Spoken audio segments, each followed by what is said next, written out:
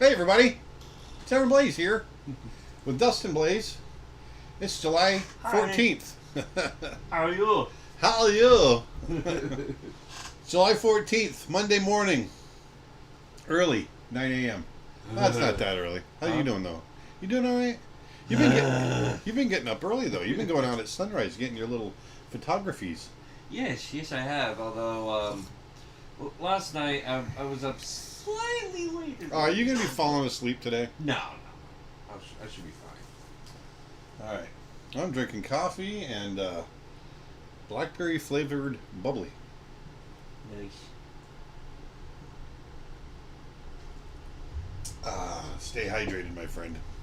Stay hydrated. Yeah, we just got done doing a couple-mile walk with the dog. Oh, nice. And it was sweaty. I was sweaty. Sweaty? Mm-hmm.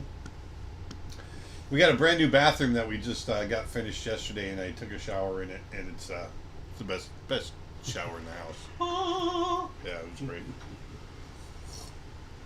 But I want to remind you guys about the Twitch, about our free Wacom 1 giveaway. If you go on over to Twitch, which is twitch.tv/Aaron Blaise Art, and start following us, you will be signed up. Just smash that purple follow button, right? Subscribe, or is it subscribe or follow? Follow.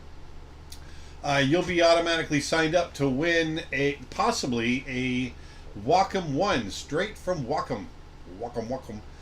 We've already given one away through our YouTube channel, and so this week it's going to be through Twitch, and then next week we're going to do another one.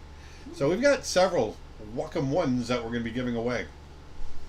Everybody knows I'm a huge Wacom fan. I've been using Wacom products since I started working digitally. If you go to the sitcam, this is the Cintiq that I use. I love it. It's the best piece of equipment I have. I can't get by without it. That's the 32-inch Pro. This is the Mac Daddy. This is the biggest one they have. This is the 32 Pro, and it's absolutely amazing. So it's cool. But you don't have to go this big. And if you want to just get into the game and for a much lower price, the Wacom 1 is the way to go. Definitely. So I think they're retailing about $400 US, give or take. Yeah. So, which isn't bad. Yeah, it's a 1080p screen. It's a 13 inches size, but it's got the same pressure sensitivity as that of a Pro. Yeah, and I like I said, I love it. It's become our new go-to. I used it a while back for something that we were doing. I can't remember what it was, but the point being is I thought it was going to feel a little small and cramped for me, and it was great. It actually was really great. I loved it. And yeah, so there you go. Yeah, I'm thinking of getting one for myself in the future for on the go. Yeah, I think you should. Yeah. So, Wacom. I love them. And like I said, I've been using them for 15 years. And I've had almost every Wacom Cintiq you can buy. Nice. Mm-hmm. Over the years. And also, we still got great prices going on over our website. We've dropped a lot of things. I can't remember specifically where we're at now, but I do know we've got a lot of stuff still dropped. So if you go over to creatureartteacher.com, you're going to find some great deals over there, including my Introduction to Animation class. That is still free. That's the biggest one. I think we've done over 120,000 downloads of that. So it's crazy high. Holy. Yeah, it's insane. And also all of my Photoshop brushes are $1. So the entire packs, I don't mean just like a single brush, I mean packs of brushes are $1. $1. $1. Yep, until we get through the COVID. Dang. How about the new course of the four-legged it's a four-legged animation thing? That's done. That's done? Yep, that's done. That's not on sale anymore. But we do have 4 new courses coming out that we're really excited about. Dustin is currently working on a ZBrush course put on by my friend Tony Cipriano. Tony Cipriano, I've known for 30 years, and he started out at Disney when I started, and in transition for a couple of films, for Mulan, for Brother Bear, he did all of the maquettes. Hand me Nala up there, Dustin. Oh, Nala, yes. Yeah, that's the top of the desk. I want to show you what maquettes are. Nice and Easy. Easy Peasy. Oh, God. No. No. So here's a maquette. This is Nala from The Lion King. And certain people were, not certain people, the sculptors were assigned to sculpt these guys. And then us animators would use them, especially when the character would get into a tough angle. Like if I needed to draw the head like this, I could use the maquette and draw it, and it helped me hit the different angles that I needed to hit. And so we all had maquettes for every film we worked on. And here's Nala for The Lion King, because I did Nala. And so Tony did the maquettes for Mulan and Brother Bear. And so he has since transitioned over to working digitally, and he is an expert in ZBrush. And so we got together with him a few weeks ago, and we spent 3 days with him. And we, sorry, I just burped bubbly through my nose. You alright? That burned. But we spent 3 days with him, and he filmed an entire course on ZBrush, an introduction and using ZBrush. And we go through the whole process of creating a digital maquette. So that was super cool. And so Dustin's working on that right now. Nick is working on Travis Blaise's, my brother, new course on working in Calipeg, which is animation software for iPad. Oh, iPad. No, for iPad. Very cool animation software. So we're really excited about that. That's going to be coming out in the next few weeks. And Calipeg's really cheap. I think it's about $15, something like that. I don't think it's super expensive. But anyway, don't hold me to that. I know it's cheap, but I just can't remember the exact price. Right. And then finally, we've also got a new course coming out. My course on Birds of Prey, that's going to be coming out soon when I finish it. I'm in the middle of animation and live streams and all kinds of stuff. Busy. I know. And then we've got Tim Hodge, good old Tim Hodge, who already has 2 courses with us, how to draw cartoon people, how to draw cartoon animals. And he's just come out with how to draw cartoon mythical creatures, which is super cool. And right now, I saved the best for last. So right now, the new course from Tim Hodge, that's the one coming out, is 50% off if you want to go over and pre-order it. So actually, Nick is working on that course, not Travis's right now. He's working on Tim's to get that done.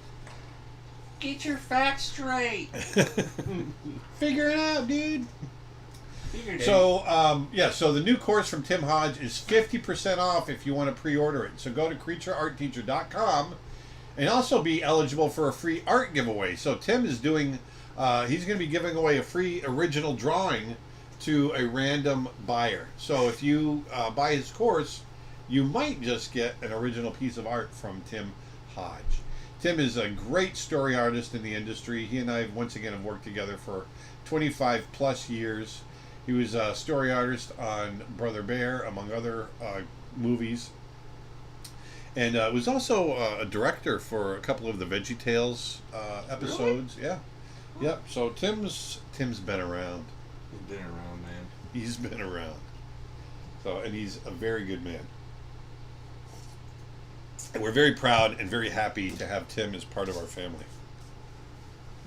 So go check that out. So let's draw today. Let's draw. Enough of that. As you can see on my desktop, I have a giraffe. I haven't drawn giraffes, I don't think, ever for a live stream. I think you might have. And as you can see, I have a big giraffe skull behind me. Over yonder. And so I thought it might be kind of nice. Plus, I want to do a vertical for Instagram today. And also, the reason I want to do African is I want to just tell you a little bit because we don't have it fully baked yet. We're going to figure it out, but I at least want to plant the seed in your ears so you can get excited about it. As you guys know, this is a photo I took in Africa. So as you know, I go to Africa whenever I can. I've gone 3 times in my life, and that's just not enough, so we want to get back.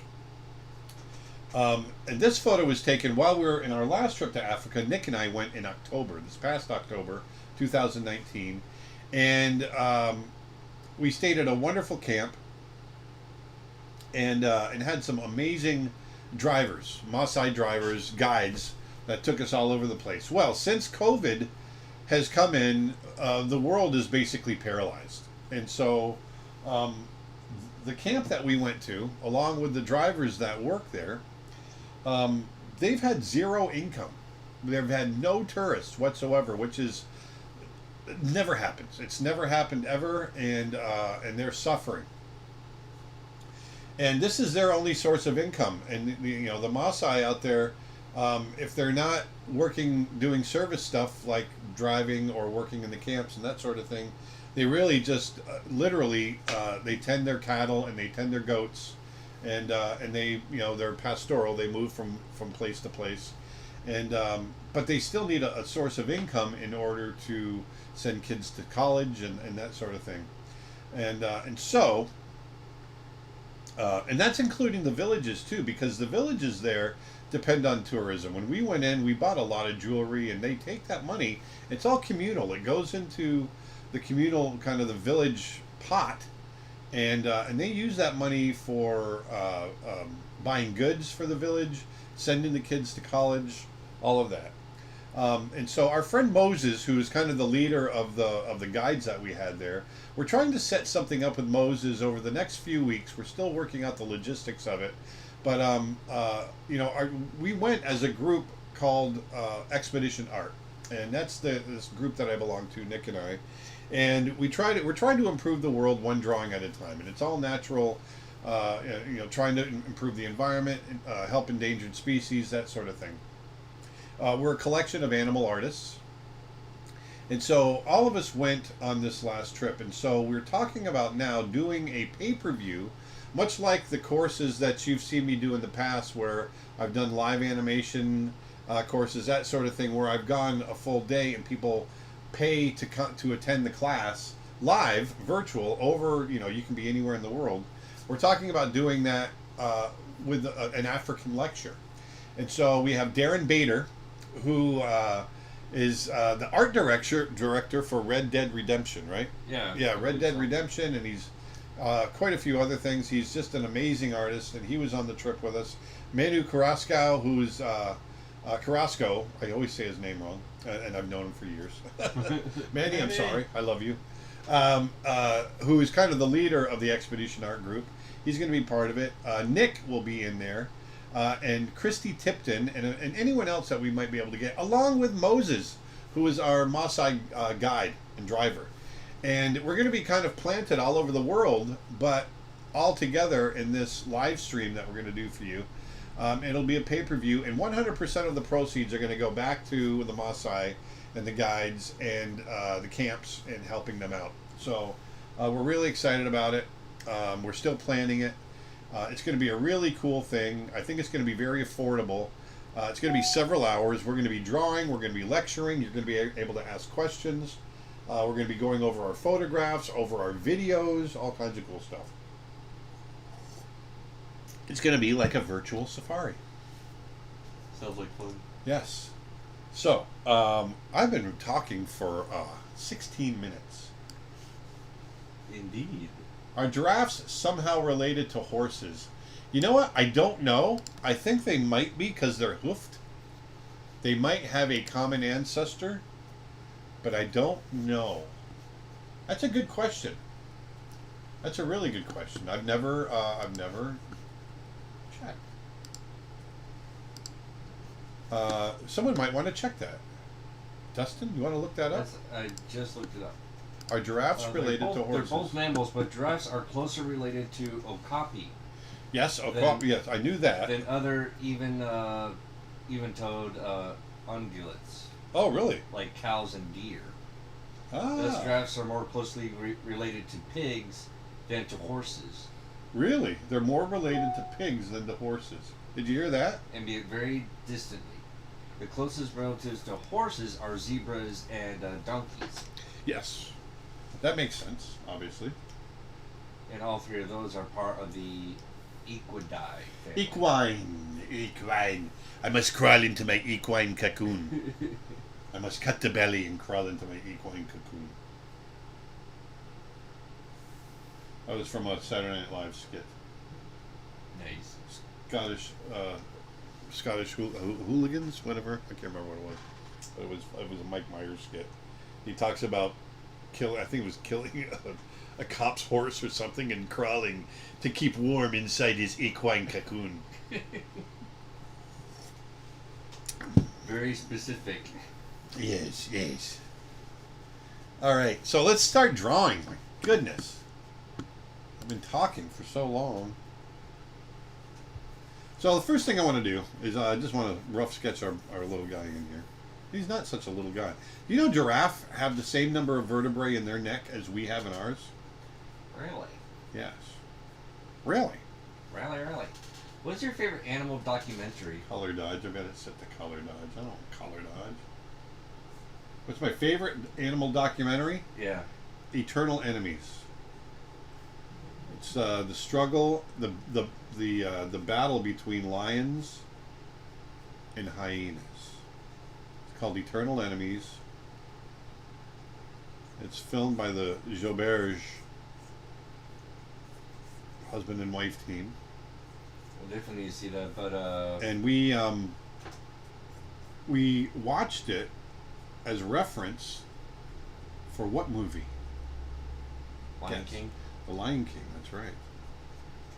I mean, lions and hyenas. I mean, Exactly. And that it was a big influencer for us on The Lion King. Eternal Enemies. I recommend it. It's pretty amazing. One of my recent favorites is from Disney Plus as Hostile Planet. Oh yeah? Yeah. Yeah? So many intense shots in that. Oh, is it like camping? Hmm? Is it like camping? Nothing like camping. But you just said it's intense. See, You that's and your dad joke. what is that My called? God. That's called a dad joke. No, but like one of the first shots it shows is a snow leopard You're a snow leopard. tackling its prey and falling Oh, that one. 20 like hundreds of feet down. And everything's just tumbled. I Yeah, know, just- it's horrible. It's just I've seen that. holy moly. And it gets up and walks away. Yeah. It actually gets the prey, doesn't it? Yeah. But it's just like it does not hold back any punches showing how brutal some of these things are. Well, there's another one. I don't think it was Disney, but one that showed it was horrible. It was really brutal. It was where they showed the walruses jumping off these cliffs and falling to their deaths. It was insanely bad. Is Because that Hostile Planet as well? I think it may have been Hostile Planet. Yeah. I don't think it's Disney though. No, it's on Disney Plus on National Geographic. Oh, I gotcha. But oh man, it's brutal. Another is another thing is the geese in the mountains. Oh yeah, Yeah, the little geeselings. the Is that what you call them? goslings. What is that? What? Goslings? Is that what they call? Yeah, not geeslings. Every time I think You're Gosling, a geesling, every time I think of Gosling, I'm thinking of the actor Gosling. Ryan. But Hey, Aaron, you should draw a giraffe pig then. No.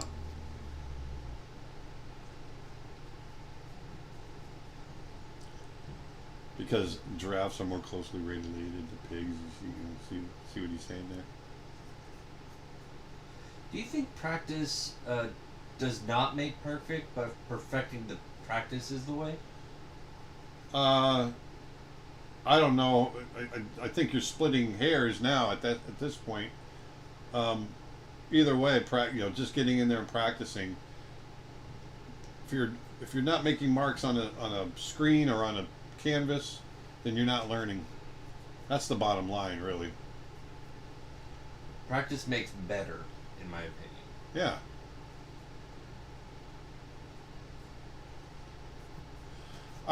Nick's, we should try Tara Whitlatch on a future stream and get her to answer all these animal questions. That's actually a great idea. Tara Whitlatch is an incredible creature designer, animal artist, and just an encyclopedia on the history of where animals come from. And I've learned so much from her. Nick and I both have.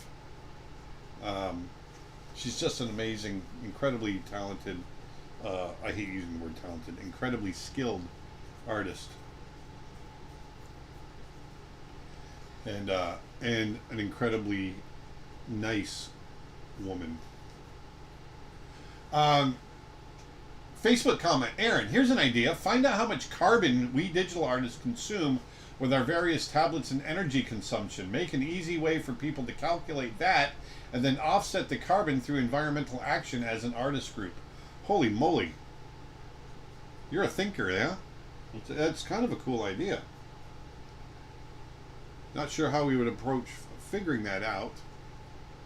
I guess it wouldn't be too hard if you just average out the number of hours you work on a particular tablet and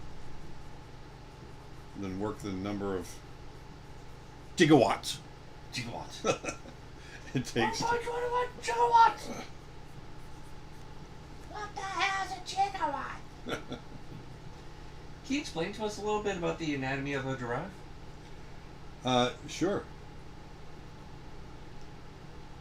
The big part is that what's interesting about giraffes is that they're not any different than, let's say, a horse or an antelope. Let's draw an antelope. So here we might have, or a deer. So here we have an antelope. Well, I got to draw bigger. I'm drawing small. So here, let's say we've got this. Boo, boo, boo. Well, the wall was seen was on our planet. Our planet. There you go. Boy, that was brutal.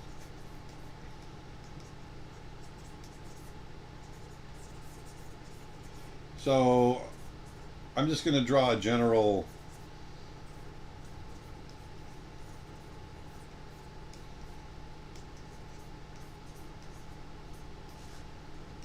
antelope.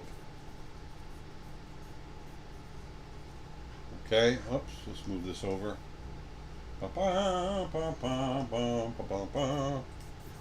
Very straight across the back.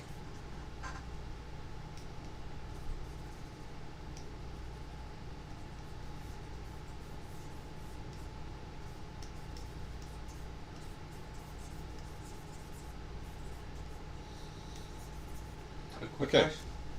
So, real quick, I'm explaining stuff, son. Talking about antelopes here. Don't interrupt me. Fine. So, here we got muscle coming up in here. Here's your shoulder blade. There's your shoulder coming down the leg here. Rib cage comes up here. Here's our hip. Right there. Thigh comes in. Right here. And tail.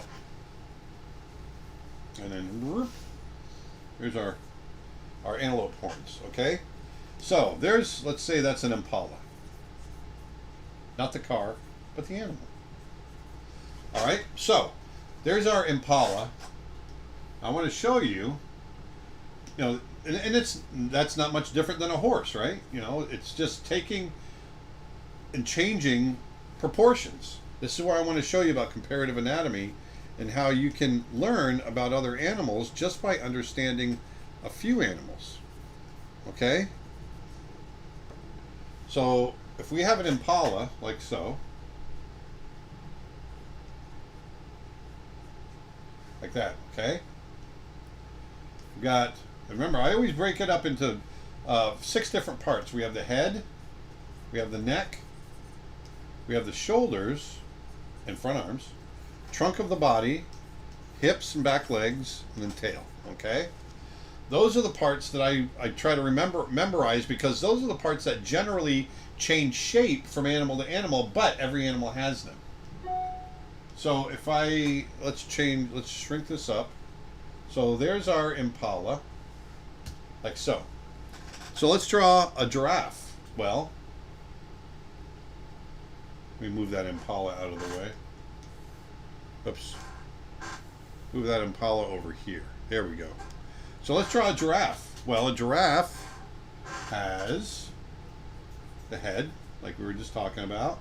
And he's got horns on his head and all this stuff. But it's generally the same shape, right? Okay, so we've got this kind of wedge shape. Now, the only difference is we've got, you can see in the impala, there's this nice sweeping neck. Well, a giraffe also has a nice sweeping neck. It's just longer. But it's generally the same shape, just stretched, right? Okay? Same number of vertebrae, 7 vertebrae in the neck. Okay? So there's that. Look, even right down to the eye. The eye is generally the same shape. Right there. Nostril up on top, same shape. Okay, so now, what do we have here? Giraffe is really stretched. So there's a hump for where that, the shoulder blade is, right? Here's the shoulder blade here on the impala, right there. See it? Right there? Well, giraffe has the same shoulder blade, same muscles attaching to that shoulder blade. They're just a little bigger. But look at the shape on the impala of how this all comes together right here. Okay? Now if we look at it on the giraffe, we're just going to stretch it out. Because we also have, whereas the impala is straight across on that back, the giraffe is sloped down. Okay? Like this. And we've got, what have we got? The muscle coming up, shoulder way out here, and then big ankles. But we've still got basically the same leg. You see that? Same shape working into that front leg there. Okay? Everything follows through. See we got the belly there on the impala. It's got a belly here, except it's a bit more wedge shaped. Still got the rib cage and all that coming through like so. Here's our hips coming down, right down to the legs here, or the thigh. Here's our knee. The knee is right about where the body connects on the impala. Same thing with the knee on the giraffe. We got a long calf. I got to pull this one down a little bit in the front.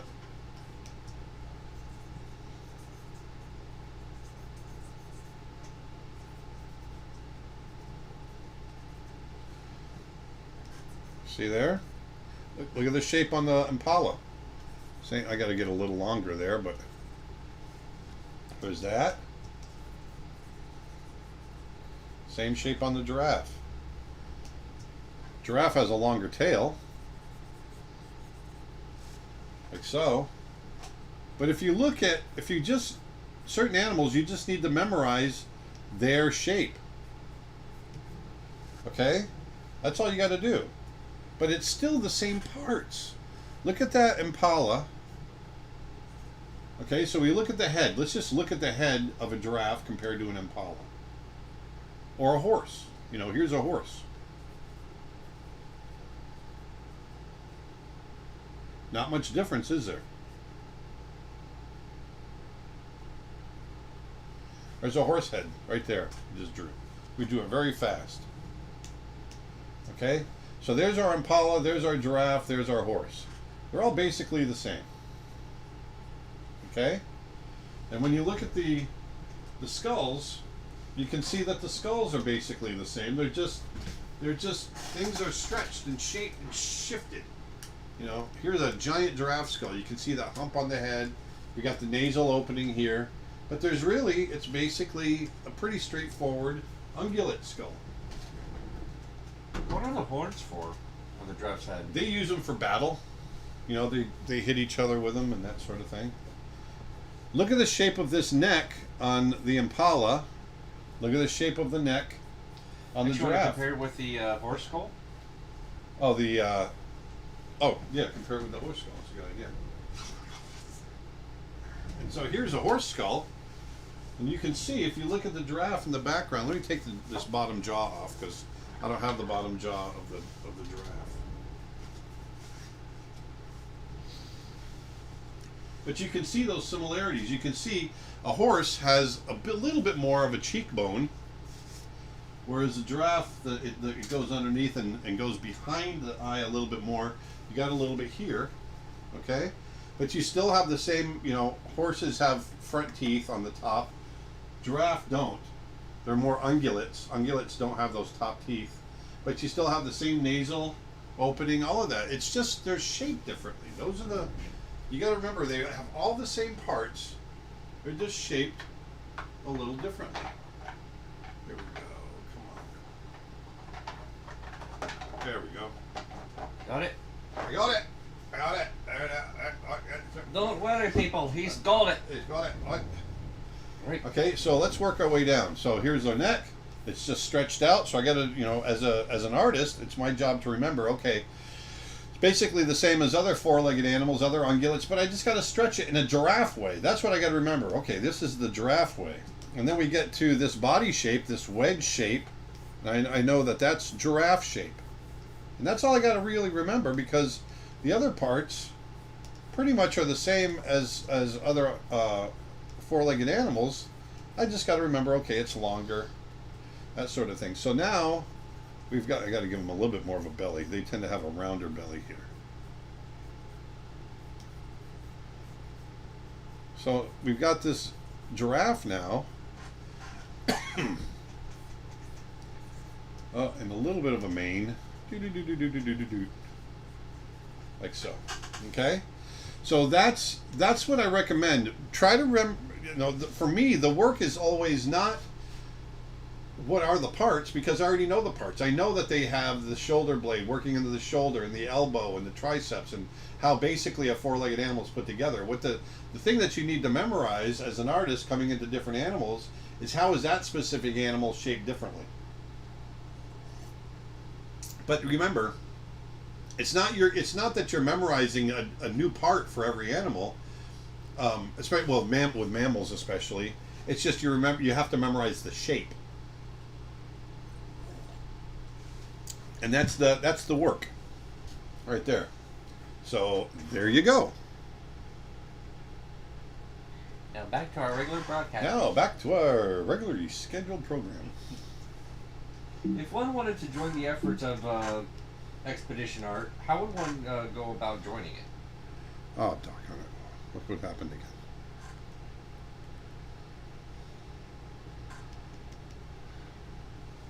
Getting answered. Hold on. See, every once in a while I get this thing where it just, see that? Yeah, I see it. It just follows. So let me do this. See, I can't even. Let me see. Let me go to here. Oh.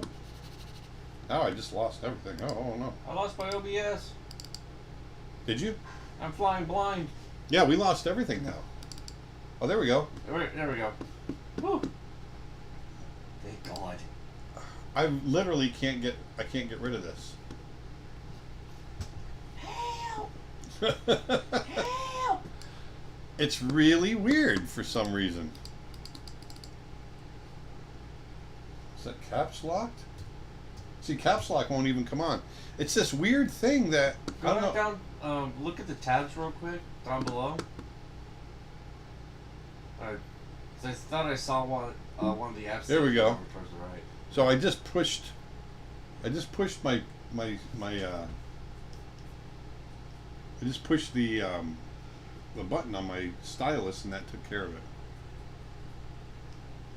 It's really weird. I'm going to blame it on Nick. Dang it, Nick. Nick, stop doing that.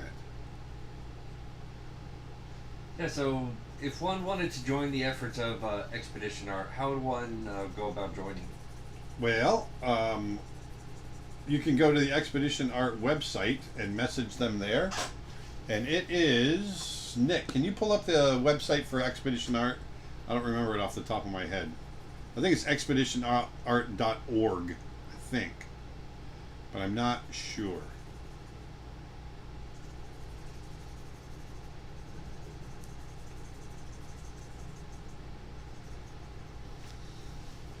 Okay, so we've got this. And it's, you know, it's really cool to see giraffes in the wild, and I've seen a lot of them. And plus we've got some great footage. Yep. Expeditionart.org. There you go. So go to expeditionart.org and contact them there. And there you go.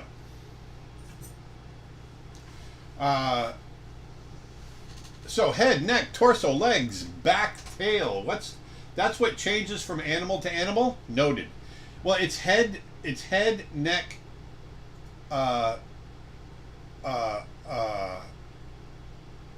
it's head, neck. I look at shoulders and front legs, torso, then legs and hips, and then the tail. 1, 2, 3, 4, 5. 1. Yeah, yeah, that's it basically.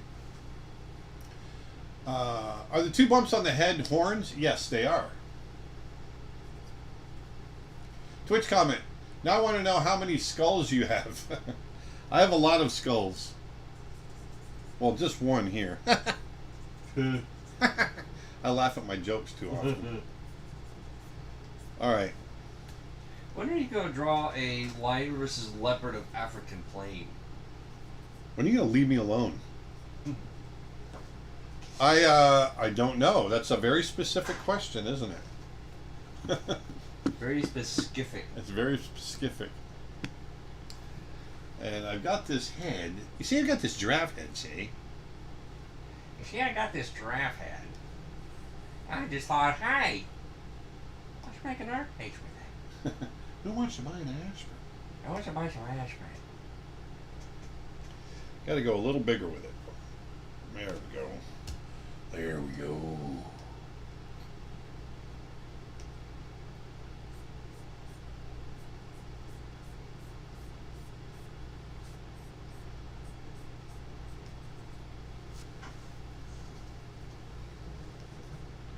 So that shoulder blade is sitting right in here, which comes down to the shoulder, which comes down to the elbow, which comes down to the... and then the... There we go. I'm going to put a lot of him in shadow. Yes, I'm going to do my normal thing. Do your normal thing. My normal thing. Oh, for those of you that weren't on the live stream on Friday, let me show you. We had a good one on Friday.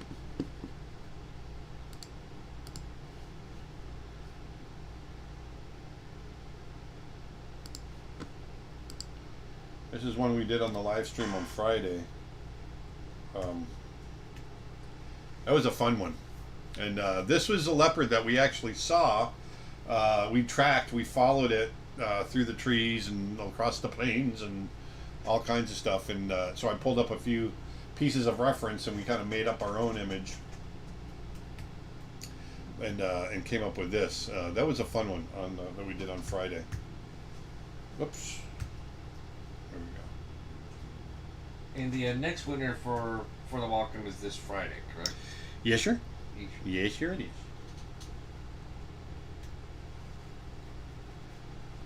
And so, and there's still time to be eligible for that. As far as you just got to go to Twitch. Go on over to Twitch. Twitch.tv/Aaron Blaise Art, and you will be eligible. There's the bone right there. And sign up, smash that purple follow button. Smash that purple. I'm trying to talk and draw at the same time. I always have a hard time doing that. Smash that purple subscribe button to follow me, and you will be eligible for a brand new Welcome One.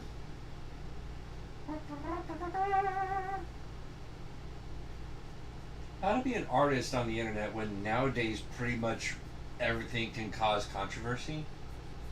Yeah, I know, right? I'm not immune to it. Boy, I've had a couple myself. My thing is, like Nick said, I gotta wait 24 hours before I post something, because I get caught up in the melee. Here I say, put some beauty back into the world, and then I see something that really annoys me, and I go off on them. I'm being guilty of not putting beauty back into the world. Is it a good idea or even possible at all to be both an animator and a sculptor? Especially one who makes maquettes for animators? Absolutely. Yep. Quite a few are. Is the giraffe sitting or standing? Sitting. See, he's sitting right there. Sitting? Yep. I'm going to have grass coming up like so. I think I'm going to drop the horizon. I'm going to drop the horizon down here. Are they dangerous if you keep your distance? They're not dangerous if you keep your distance. No. If you keep your distance, you're fine. But I think they can be dangerous. But I've never had one show any aggression towards us. They'll take off before they show any aggression.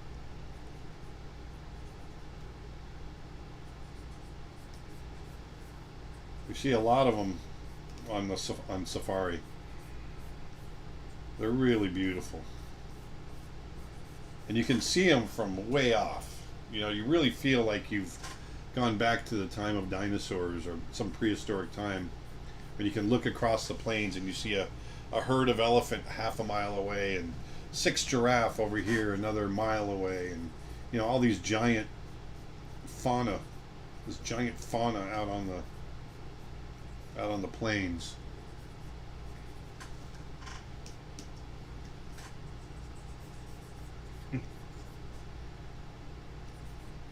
Who says that every time I mention about Wacom One, and they imagine from The Price is Right, it's a new car. It's a new Wacom One. Just sign up on twitch.tv/AirBlazeArt and you'll get a free Wacom One. No, you'll be eligible for one. There's a difference, because we're only giving one away. Shutting up there. Don't misspeak. I have misspoken.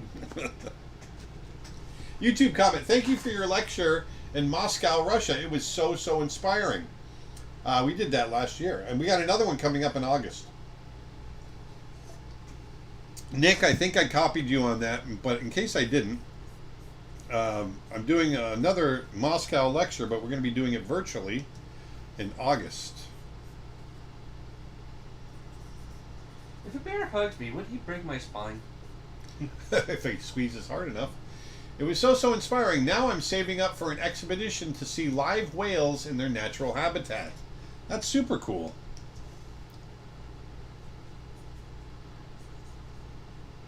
I saw some in Hawaii. Last time we were in Hawaii, they were breaching all around us, and it was really cool.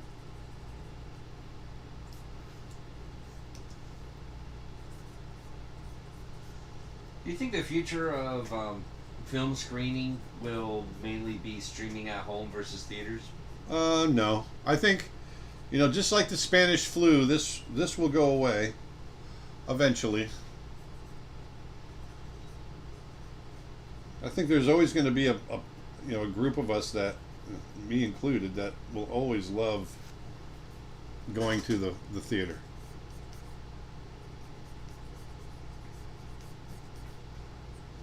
I need your help.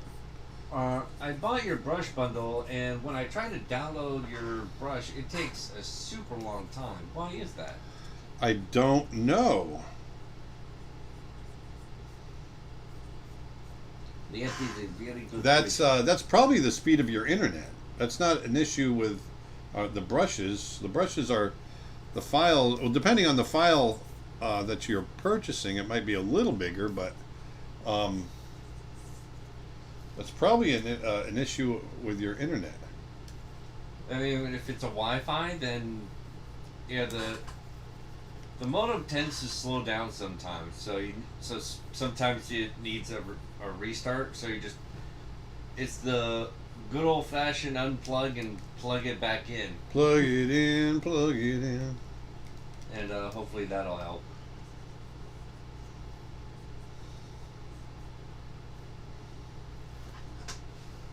Where's the light heading? It's heading over to the bar.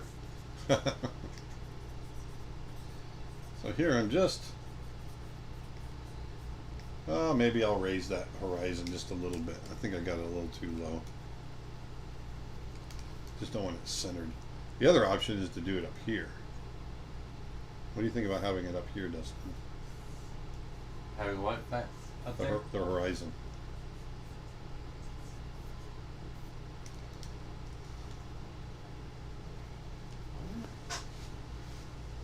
That's not bad either.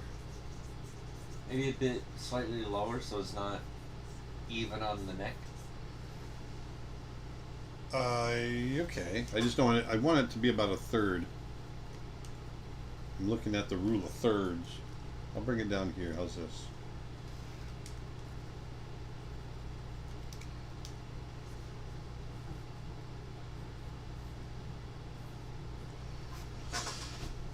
Right in there.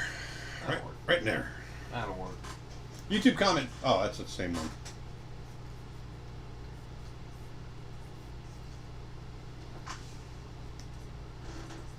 This is all grass. Grass, grass, grass. All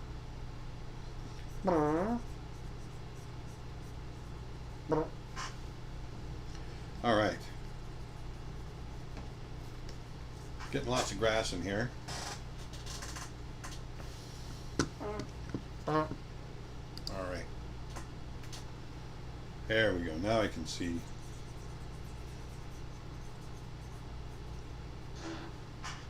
Hey, YouTube question. Hey, Aaron, I've been reading a book called Dream Worlds by Hans Bacher. He has done composition work for Brother Bear. Have you seen the book? Could you discuss composition? Yeah, I can talk a little bit about composition. First of all, Hans Bacher, I know Hans very well. He's an incredible artist. He did some beautiful work for us on Brother Bear. Did really beautiful work on Mulan and Balto. And if you look at the Lion King stage show on Broadway, that logo is Hans Bacher's design. A lot of people don't know that. A lot of people don't know that. But I generally work in rules of thirds. I keep my centers of interest on thirds. Or if I'm really, I'll go symmetrical sometimes to really draw attention to something. But there's all kinds of different rules for composition. So it's hard to say, for me, it's finding the most pleasing placement of subject matter in an image to support the spirit or the idea of the image. It's not there's no one way to compose something.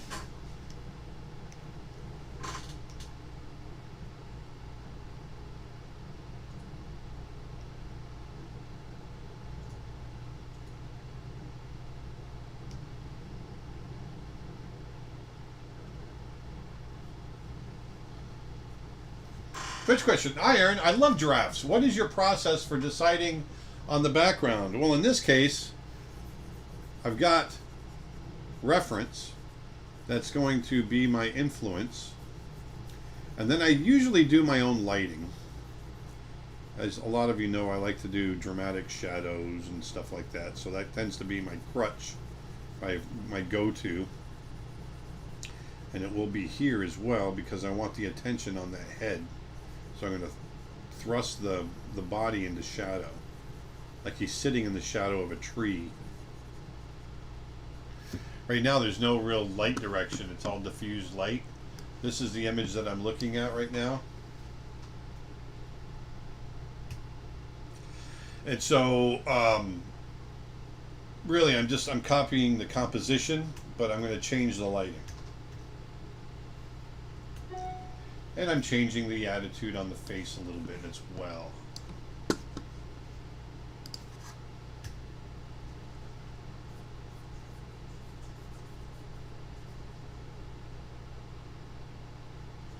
We'll keep it kind of loose. I want to remind you guys that if you go over to creatureartteacher.com, you can get Tim Hodges' next course on drawing cartoon mythical creatures. If you've gotten any of his other courses, you'll know they're a lot of fun.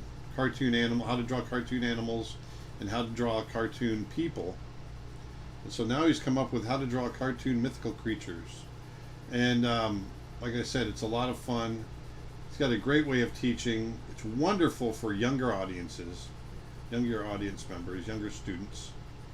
And so if you go over to Creature Art Teacher right now, and you can pre-order it, and you'll get it for 50% off. If you pre-order.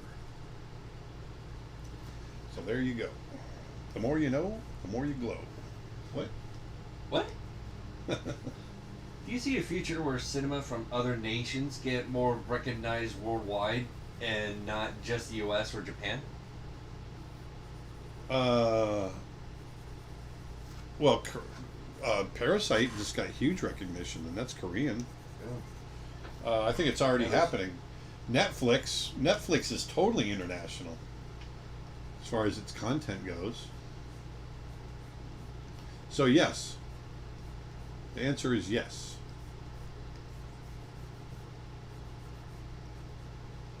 Is there any books you recommend for learning or getting better at animation? The Animator's Survival, was it Survival Guide or Survival Kit or something like that, by Richard Williams. The Illusion of Life by Frank Thomas and Ollie Johnston. Richard Williams is probably the best one. Do you think the old Beauty and the Beast is better than the new one in terms of the Beast character with his posing, etc.? Yeah, I do. I think that his look is a lot more interesting. Sorry, Jama. My friend Jama designed the Beast in the new one. I felt like I wanted him to be more animal, uglier. That was the whole idea. And I know the executives kept saying, no, he's got to be sexy. No, he's not. He wasn't supposed to. That's the whole idea, was that, no, he's not supposed to be sexy. And they completely, I think they missed the boat on that guidance. The idea is that she was supposed to fall in love with a beast.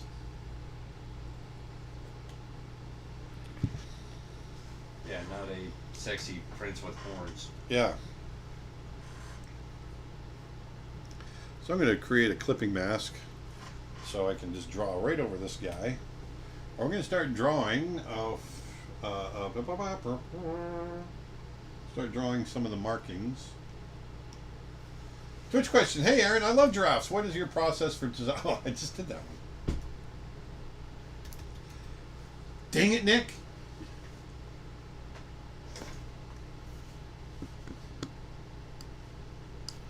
Keeps walking away from his desk.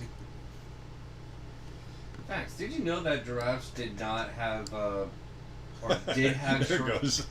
What? I'm giving Nick a hard time. It's funny. Sorry, go ahead. Always the way it's computer. Did you know that giraffes did have short necks at first? Yes. They evolved from deer-like animals. Yes, I did know that. and they just evolved to get stuff up in the big trees, up in the branches above. Okapis don't have super long necks. I'm going to draw this fairly fast. One of my first digital images is of a giraffe from the LA Zoo. Is there a scene you've animated in your early career that you cringe looking back on, or wish you could have changed? I don't know about. There's certain things that I cringe. Some of the dialogue that we wrote in Brother Bear, I cringe at, and wish that we had recorded it a little differently, or pushed for better acting. There's definitely some stuff with Rajah that I wish I could go back and redo, because I think my four-legged animal animation now is better than what it was back then. Yeah, there's always something that you wish you could improve upon. I don't know about cringing. You know, the directors never let anything go through unless it was good enough to go through. So I look back on it and it's like, oh, it's okay. But there's definitely stuff I could definitely go, well, I could do better than that now. Faux show. YouTube question: do you think all art skill is earned from practice, or can you be born with talent? I think you can be born with a propensity towards something, but practice will always 100% of the time trump talent. I've seen it firsthand.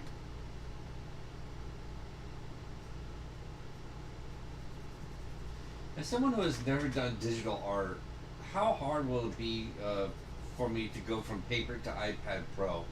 I'm scared of technology. You know, I was too until I did it, and it wasn't a bad leap. You know, for me, it was all about, like I had a hard time switching to a tablet, where I'm looking at a screen and not where I'm drawing. That was weird for me. But other than that, it wasn't too bad.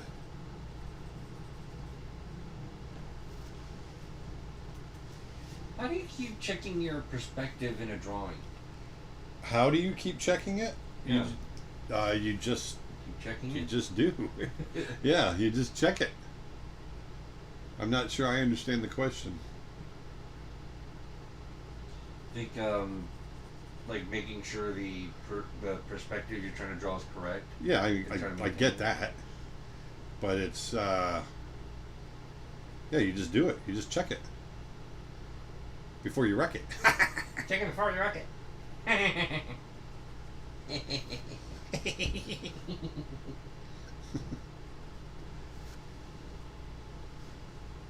Do you always use a reference when drawing? I feel no. I rely on them too much, but I can't draw well from memory. It's okay. As long as you're not... I'm a big advocate of using reference. We all use reference as artists, in some form or another. And so that's fine. For me, it's really not being a slave to your reference. Bring yourself to it. I use reference all the time, but I never draw the image exactly like my reference. Never. I always improve upon it, or at least what I consider improving upon it. I hope I'm improving upon it. What was your favorite animation as a kid? What was my favorite? Yes, what was your favorite animation growing up? That's a good question. I loved Warner Brothers. Absolutely loved it. And I love Disney movies. We didn't. When I was a kid, Disney wasn't putting out movies like it did through the '90s and 2000s. It wasn't a movie every year. It was, you might get a Disney movie every 6 or 7 years. And so when that came out, it was a big deal. It was,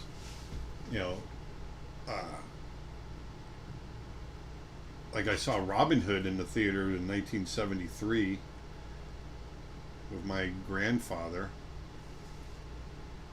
And then the next movie I saw was The Rescuers. I believe that was 1977. So that was 4 years later, so that wasn't too bad. And then, I don't even know what the next one... Oh, Fox and the Hound. Fox and the Hound came out in, what, 82? That's a good Or 81? I love Fox and the Hound. This is a funny question. Not sure how to answer this. I'm laughing already. How do you draw from memory? Does that just come in time? Yeah. You know, you study something long enough, you're going to remember how it's put together. And that's literally how you do it. If you are, you know, dumbfounded about how to draw from memory, then you probably haven't studied the subject enough to memorize it. But after a while, you'll be able to do that. If you do it long enough. I was always flabbergasted by it as well until I hit a certain milestone in my work where I actually started to work from memory, especially with animal drawing. I never thought I'd get there with the animal drawing until I actually sat down one day and just started drawing, and holy moly, I remembered everything. Holy moly. A lot of artists often say they don't like their own work. Do you have, or did you ever have difficulty putting your work out there because you don't or didn't like it? No, my work's the best. No, of course. It's the best in the wild. No, of course, you go through that.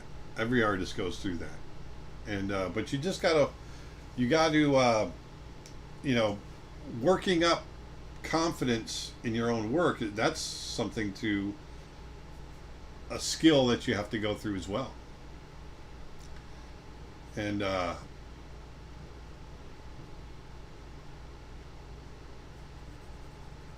you just got to do it.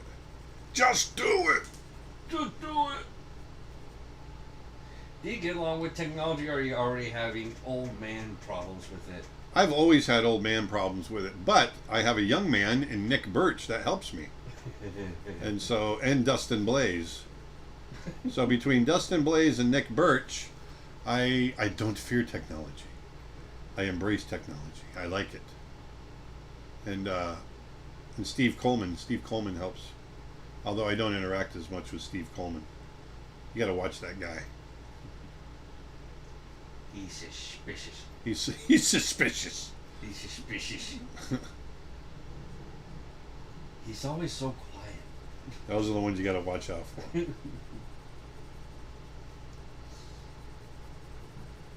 Do you know how the spots on the giraffes are organized? Is there a specific pattern? There is. I can't explain it. I don't have it memorized yet. But as you can see, as I work down the neck, see how some, even though they're not totally repeating patterns, there's certain patterns along the neck that do, and then depending on the species of giraffe or subspecies, those change as well.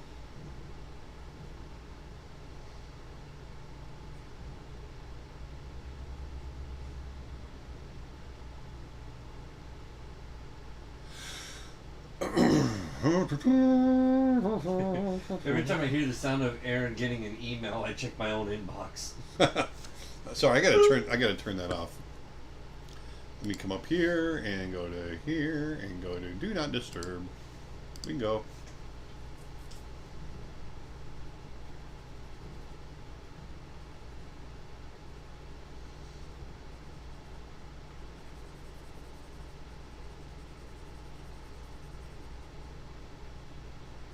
Do you still get, or used to get, imposter syndrome or imposter complex? All the time. And how do you deal with that? You get over it. You become more mature about your work. You become more confident about your work.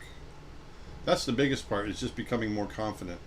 What is imposter syndrome or complex? It's where you think everyone's going to realize that you're a fraud. Everything you've been doing, all the work you've done, you don't really know how to draw. It's just you've just been faking it. And at some point, someone's going to figure out you're just an imposter. It's true. Glenn Keane used to talk about it all the time. And it's something a lot of us go through as artists. You just go, all right, I don't know what I'm talking about. Someone's going to figure out I'm full of crap.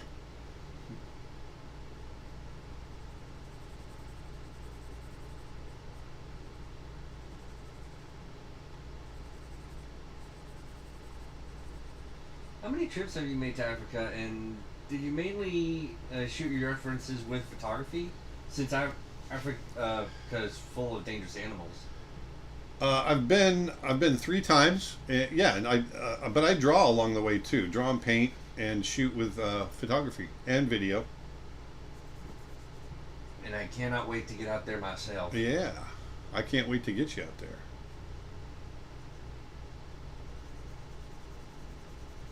Do you think everyone can be an artist, or only a select few? No, I think anybody can be an artist. Anybody can be an artist. It's like, I think we all have something to say visually. Just, I think, the same way that I think anybody can be a musician. I think we all have a creative outlet, and we all can express ourselves in different ways. Like, for instance, you're all about drawing, and I'm all about photography. Yeah. Different kinds of art, but still art in the end. Exactly. Art in the end? Art in the end. Like in the end. This is the end. This is the end. My only friend. The end. Wow, that was such a cool part of Apocalypse Now. Oh, yeah. It was like right towards the end, wasn't it? That's why it was called This Is the End. Oh, No, it was actually towards the yes, it was, but it wasn't because it was towards the end. It was that part of the movie. I got a whole bunch of stuff I've been missing here. Hold on, sorry, Nick. Nick, Birch.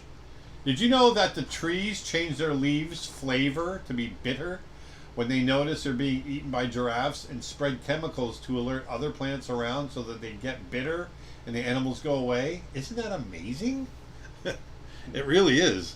Actually, I didn't know that. Giraffes' tongues are purple. Did you know that? Isn't that amazing? it's crazy. Twitch question. Do you know James Gurney? Yes, I do. He's awesome. He's one of my favorite artists, actually. He wrote and illustrated Dinotopia, which I've seen all the original art. They did a show in LA, and I went and saw it. It was great. My friend Marty just did an interview with him. It's very inspiring to watch Gurney paint. He makes it look very effortless, doesn't he? I'd love to get Mr. Gurney in and do some courses for us. He's incredible with gouache. My favorite thing about giraffes is the way they walk with you. Or no, not with you. Will you ever animate an animal pacing where they put 2 feet down at a time like a giraffe? Yeah, probably. I think a giraffe walking animation in general would be cool. Yeah. They do have a very specific walk.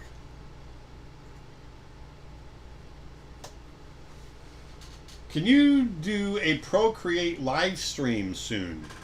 Sure, I guess we can do that. Nick, we're going to have to do a Procreate live stream soon. We got to do it now. No. Come on. Procreate. Now. Get to the Procreate. Get to the Procreate. Ah. Oh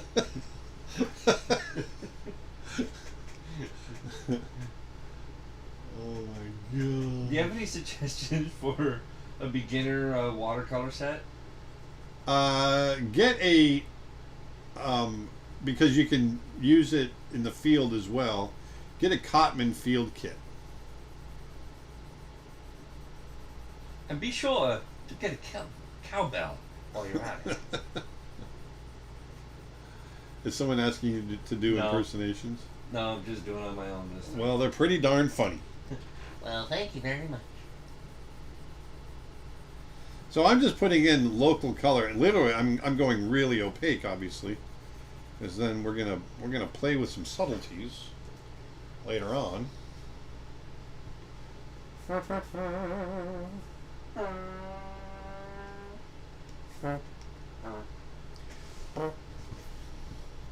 I'm more used to see people doing backgrounds first. Do you always focus on the main subject first when you do art? I do. I tend to, just because that's just where my attention is. It's, but not all the time.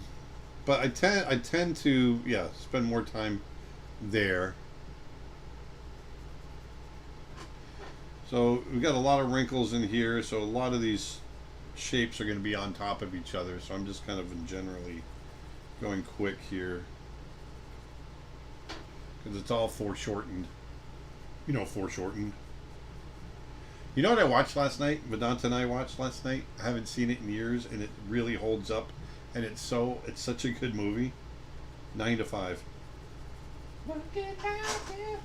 That's the one. I remember watching it. And Dolly once. Parton was hot. I remember watching that for the first time in the temporary housing that we're at in Port St. Lucie. Oh yeah. I think that was the first and last time I watched that movie. And I think we rented it off of the Red. Oh yeah. It was probably me saying, "You got to see this movie." You gotta see this movie. Yeah. I remember us renting out the movies on the Red, out of the, what do they call it now, the Red box? Mm-hmm. Yeah. We would rent out like 3 different movies a week. It was pretty much our modern Blockbuster. Yeah, it was. I mean, it's still around, isn't it? I don't know if the red boxes are still around or not. Is it true that you should wash your hands after drawing because it will shock the muscles and it will create subtle shaking? What? No, I've never heard that. But go ahead. Sorry, I didn't mean to be so incredulous. I don't know. We call it pasma. I've never heard that. Me either. That is very confusing. Wow. Ah.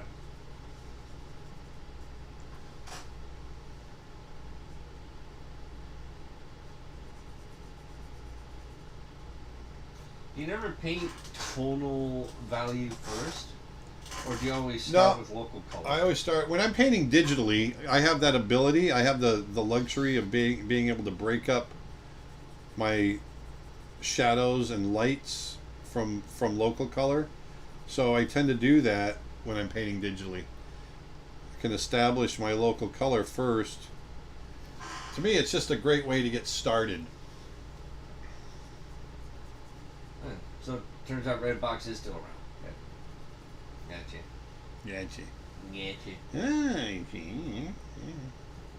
That sounds like a good idea. Yeah. So as the skin is wrinkled and kind of turning away, obviously the shapes are going to change. They get more compressed and closer together.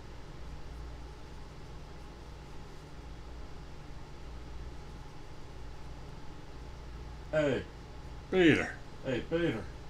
Hey, Can you Peter. tell us something different about the main differences between digital and traditional painting? Well, I think it's easier to start with the similarities. For me, the similarities are still about light, value, color, composition, mood. You know, that's all the same from traditional to digital. Now, what's going to change, obviously, is the technique, right? And every medium, whether it's watercolor or acrylic, which are both traditional, are going to have their own approaches. And to me, I think, working digitally is not much more different than watercolor is to acrylic, or even watercolor to oil. Watercolor to oil, both are considered traditional mediums, but they're just as different from each other as digital is from, say, watercolor. And so digital to me is it's just a different medium. That's all it is. That's all you're really learning. The tools are different. The pencil is fancier. The paintbrush is fancier. That's really it.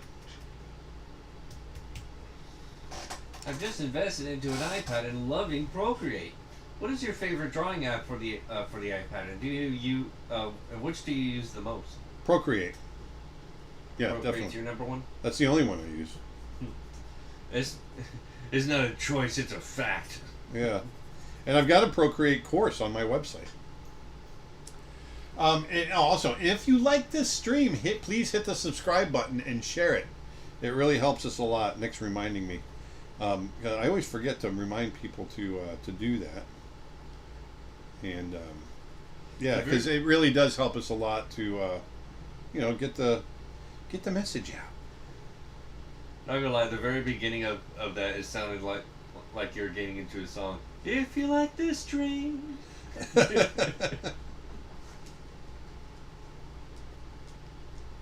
you ever find it difficult not to compare your work to others?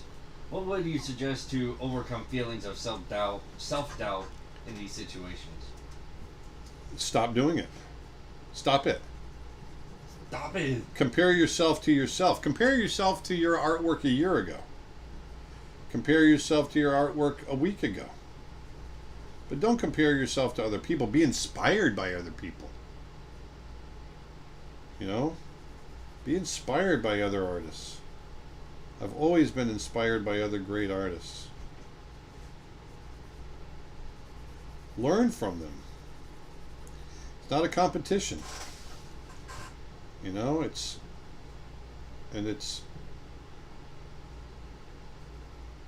wonderful to be inspired instead of when you start comparing yourself and feeling defeated. What a horrible existence that would be. Always just, it's not don't get into that contest mentality. Get into the, hey, we're all in this, we're all artists together. Let's see what you created kind of mentality. Let's have fun. Once you can get your head in that space, then it takes a lot of pressure off. Could you explain exactly what rim light is? I heard a lot of animators use this term before. I don't know about animators, but painters and that sort of thing. Rim lighting is just another source of where the light is coming from. So more often than not, in rim lighting, the light is coming from behind the subject. Whether it's directly behind the subject or off to one side and behind. But what it's doing is it's lighting the other side, but you're catching just a little bit of the rim of the character, and that's being enlightened. Therefore, you get the term rim lighting. It's sort of like the moon. When the moon is lit from behind of the sun, you get that crescent moon. And when you get an extreme crescent moon, that's rim lighting. Because the sun is actually behind the moon, off to the side, lighting it. Yeah, it's also popular among photographers, especially during golden hour. Yeah. Like I've gotten so many animal photos with the light towards the back, and it creates real nice rim lighting. Yeah, exactly. On subjects. And you can find a couple of those on my Instagram. Go over to Dustin_Blaise. That's 555-6354. 555-6354. 6, 3, 4, 5, 7, 8, 9. That's 837-5309. Or 8675. 8675309.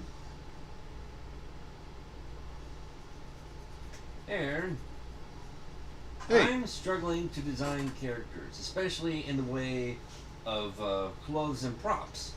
Do you have a process or some tips towards designing characters? Yes. Research.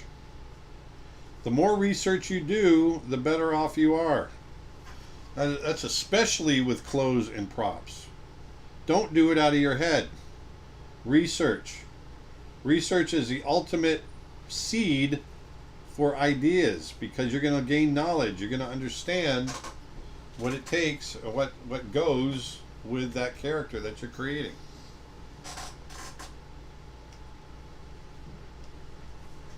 Batman on YouTube asks, can you list your favorite brushes? No. They're all pretty... I don't have a bunch of favorite brushes. I mean, this is my favorite brush that I'm using right now. This is my brush that I made. Let me yes, I'm going to come down here. And I think we're going to draw right on that. We're going to lock that layer. There we go. My favorite brush is this one. It's one that I made a couple of years ago, and it really is versatile. I use it for sketching and for painting, pretty much everything. So on the giraffe here, I've gone and I'm underneath the marking layer and kind of varying up the skin color, not the skin color, but the hide color. The hide, right?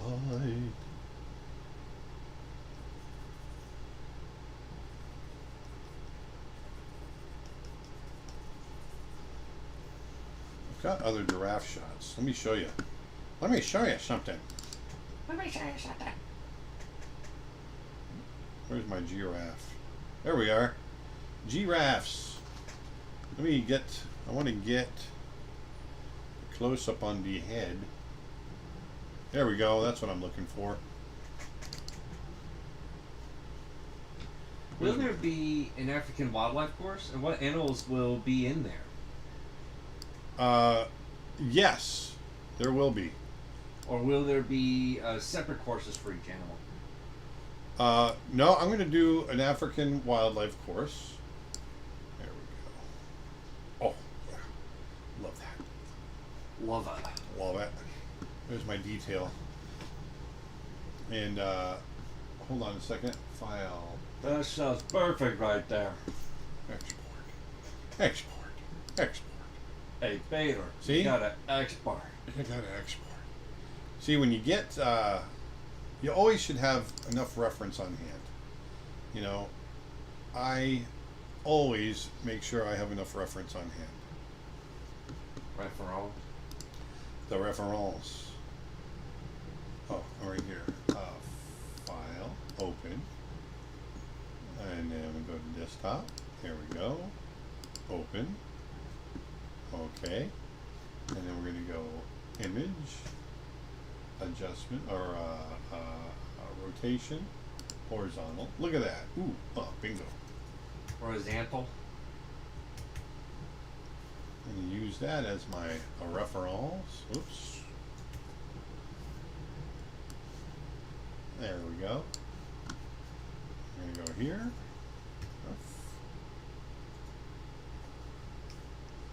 There we go.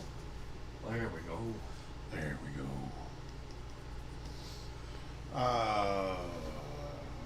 Is there a specific way to approach a draft pattern? There is. For me, I still really depend. I don't have draft patterns memorized. There's still a very specific approach to how, once again, it depends on the subspecies of giraffe, on how their patterns work. Some are tighter than others.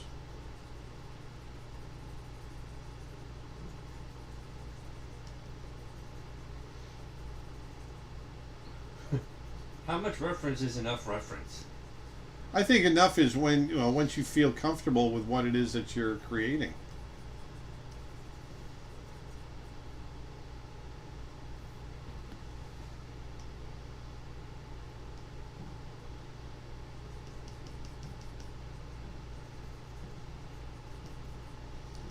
Once again, I'm just getting the general color in here.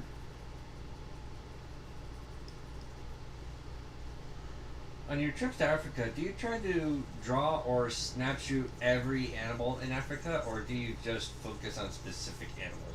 No, well, there's certain animals that I find more, more interesting to paint than others. I'm not gonna, I think mongoose are really cool, but I'm probably not gonna come home and paint them. So, I mean, I shoot photos of them if they're there, but not a lot.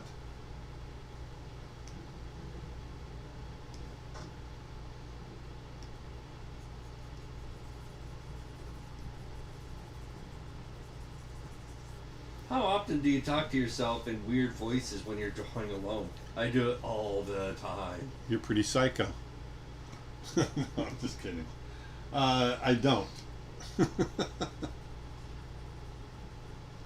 I tend to talk to myself quite a bit here and there. Peter. Hey, Peter. Oh, that's a good-looking photo right there. Is that what you tell yourself? That's a good-looking photo right Good job, kiddo. there. Good job, kiddo. That's what Dad would say if he just approved of what I did. I just wanted a big thumbs up from Poppy. Hey, Aaron, I took the day off from work today to spend my birthday doing your character design course. That's pretty darn awesome. Nice. Then I realized your stream is live. Hey, from a fellow Floridian. Right on. Right on. Right on, right on. What do you love the most about drawing? The relaxation aspect of it.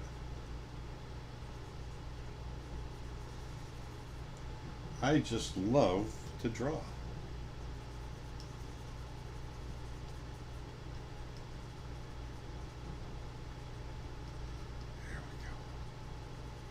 Hey, Manny!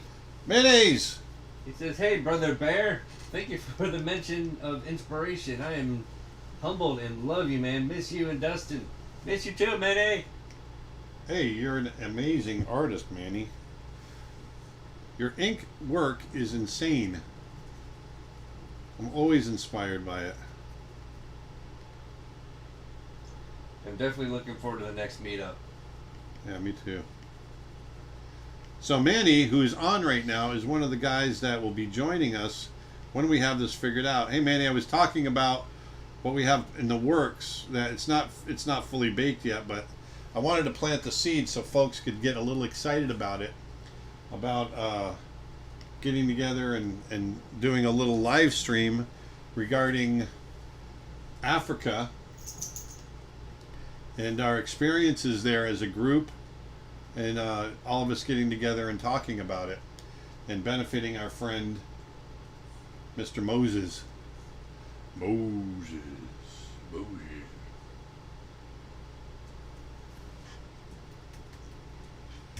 There, so now we're starting to get somewhere. I'm going to take this, I'm going to lock that, and we're going to play with the color.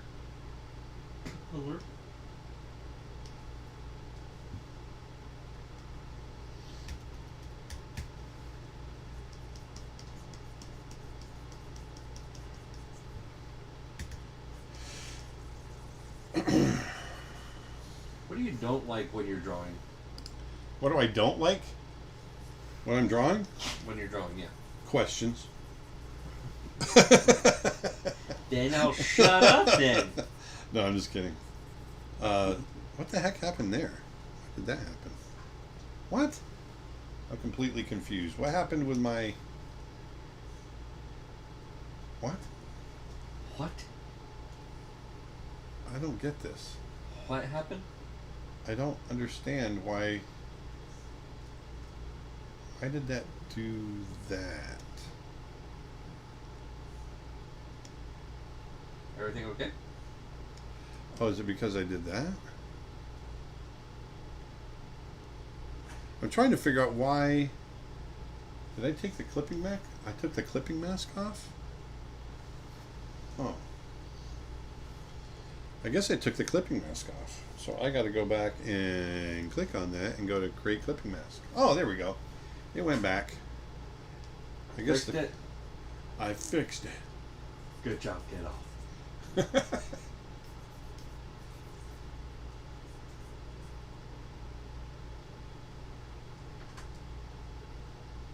Oh, I guess when I... Huh? Who animated Zazu? Ellen Woodbury.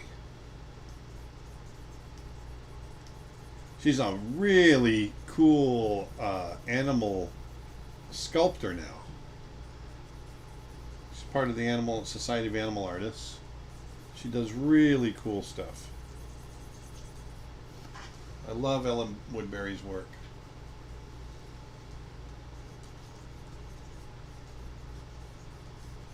Look her up, kid. YouTube question, Heron, have you ever been to the Kruger National Park? I have not. I have not been to the Kruger National Park.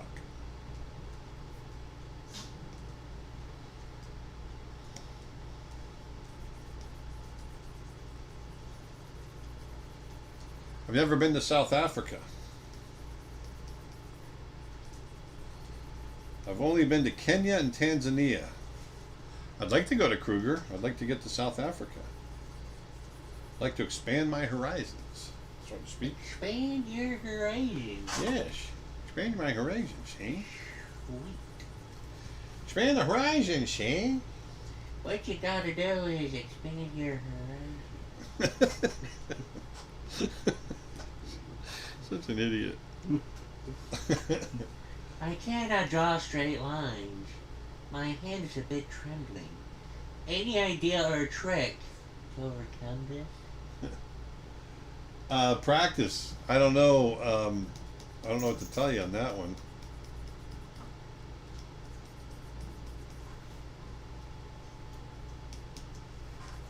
So here I'm just gonna go soft on the grass. This is gonna be underneath. I'll have some harder grass up on top as it goes over our... Aaron doesn't talk to himself. He has Nick for that. That's right.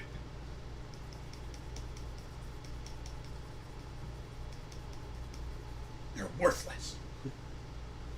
Hey, if you like this stream, hit the subscribe button. It really helps us a lot. Really. It really does.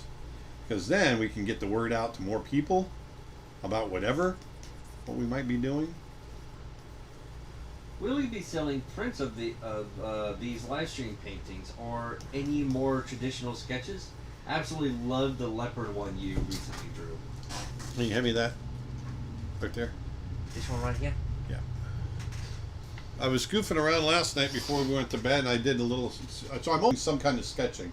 I animated all day yesterday and then at the end of the day felt like pulling out some traditional work and did that. So yeah, we'll be selling some traditional stuff. Still got this guy on here. We did this on the live stream a few weeks ago. So I'll be selling this stuff. And yes, we'll be doing prints. If you weren't an artist, what else would you be? Musician. Definitely. Time and effort and energy into guitar. Guitar? Guitar. Guitar. And the guitar, man. The guitar. Twitch question. Hey, Aaron, what is the average time to produce a feature animation? It's about 4 to 5 years. From concept to writing to finish.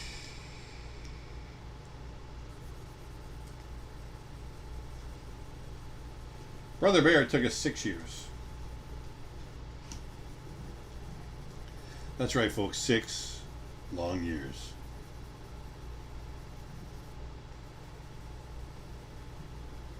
So I'm just really quickly laying this all in.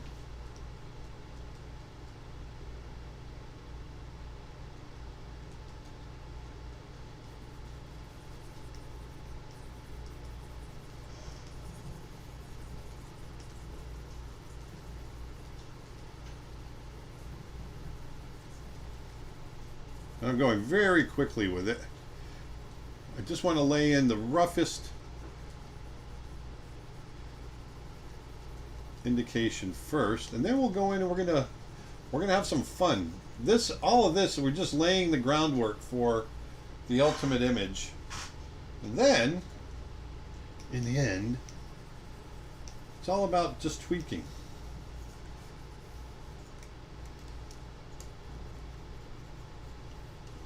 What's This the name is of the the pencil end. you're currently using? What's that? What's the name of the pencil you're currently using? Well, I'm using a stylus, and then the brush is one of my custom brushes. It's my pastel C brush I made a few years ago that I use all the time, and it's available on my website. If you sign up for my newsletter, you'll get it for free, or you can go to my website, creatureartteacher.com, and you can, let me see here, and you can, oh, I'm going to have clouds in there, don't I? Well, maybe not necessarily.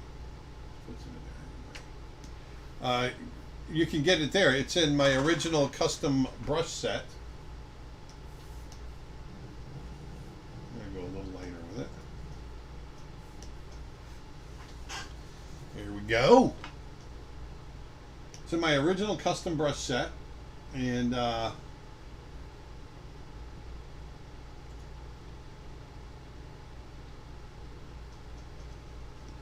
it's at creatureartteacher.com. Sorry, I always have a hard time talking and drawing at the same time. When I'm trying to figure out what it is that I'm trying to create. Got some hills in the background back here. Back over here. Over here. Over here, here. There's this ridge that kind of runs along the western side of the Masai Mara, where the Mara River is, and we kind of follow that ridge when we go back and forth between the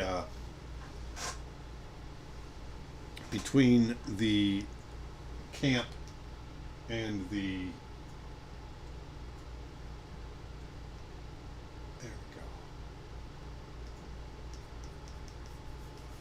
between the camp and the safaris each day. Each day. Each day.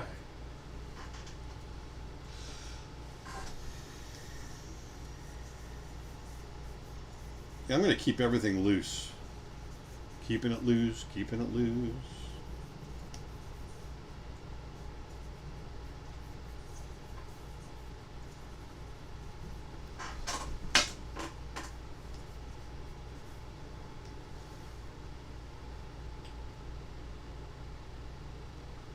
This is the end. Friend, the end. Script and the storyboard go back and forth? I mean, when you All the time. When you find story flaws in the boards, do you change the script or directly the storyboard? Both. We'll do both. We will do both. Both? Both.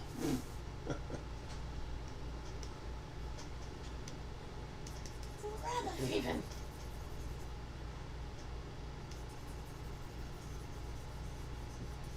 That's even fire.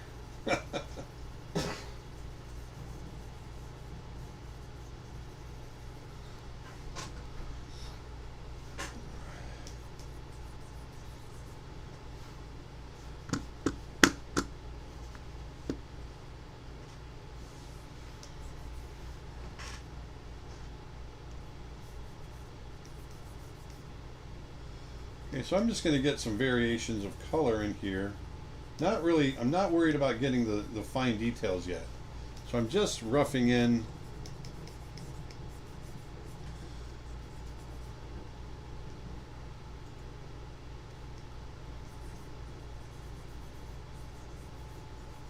some of the nicer areas. There. Just roughly getting it in. If you met your musical artist self from another universe, what would you guys do together? Play guitar. We play guitar. I'm the guitar man.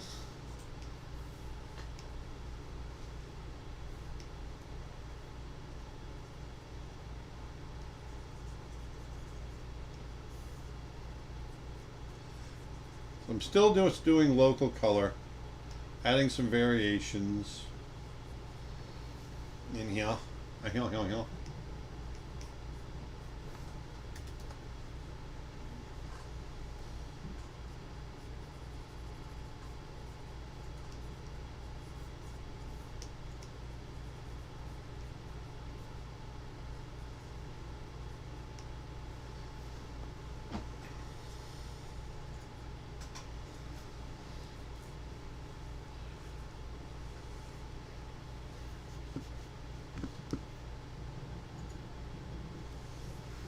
Let's go up to the sky, shall we? Up to the sky. Let's go up to the sky.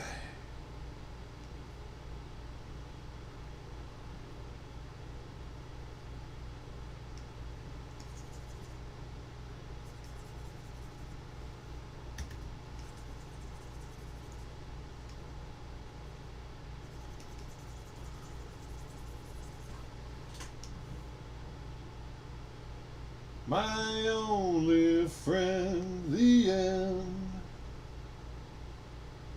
Oh, I lost a brush. I did a digital. Man, I lost a lot of brushes. What the heck, man? What happened? I don't know. What'd you do? I don't know. I did a digital lion, but The digital what? I did a digital lion, but after I finished all the detail, it seemed to have lost a lot of it when I zoomed out and looked at. Am I doing something wrong? Sorry if it's an awkward question. No, it's not an awkward question. You're focusing too much on a small area. Yeah, so don't, that's a common mistake. Don't put so much energy into one tiny little area. Notice how I'm working really broad. I'm working on the whole image right now. And then I'll pick the areas that are areas of focus, and then I might put a little extra detail in there. But not everything needs to be detailed, and certainly you don't have to go in super tight on most everything, because you want everything to kind of have unity. And when one area is super detailed but the rest of the entire image is just generally loose, yeah, it's gonna be a disconnect.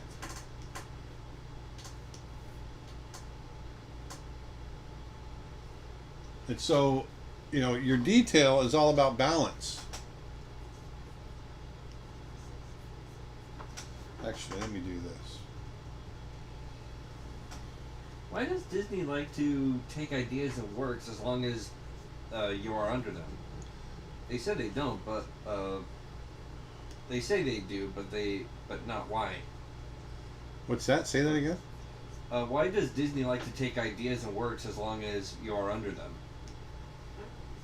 Why does Disney like to take use your ideas as long as I'm not quite following you. Like if you have the idea for, like, say, a movie or anything of that stuff, like once it's in, or concept ideas, like once it's, like when you're under Disney, like whatever you make, they take. No, it's because they're paying you. That's why. They're paying you. There you go. That's the reason.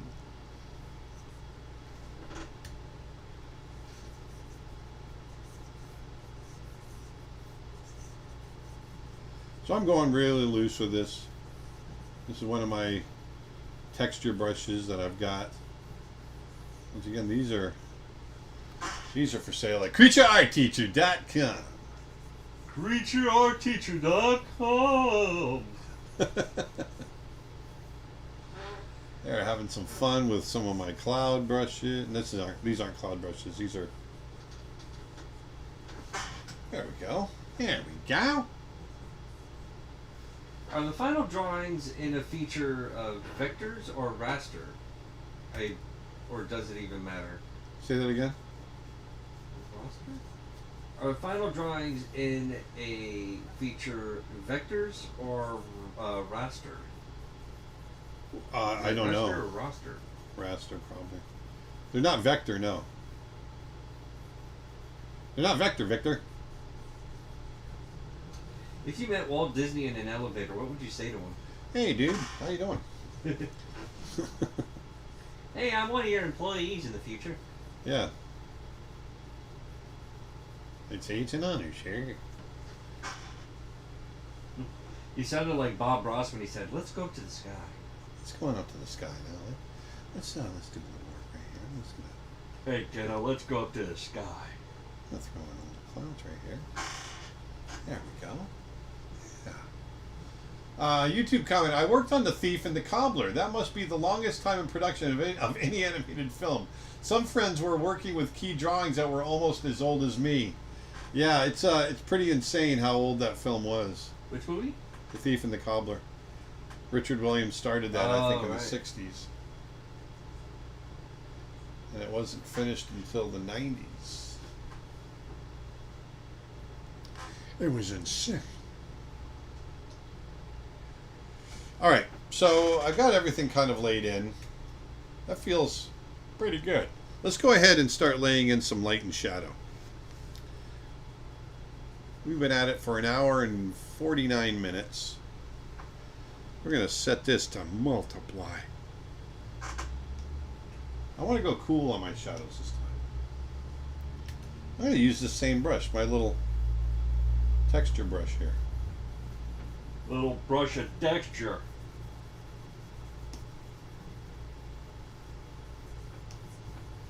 I'm going to have it dark in the foreground. Is that too dark? What do you think? I'll lighten it a little bit. We're just going to lighten it a little bit here. There we go.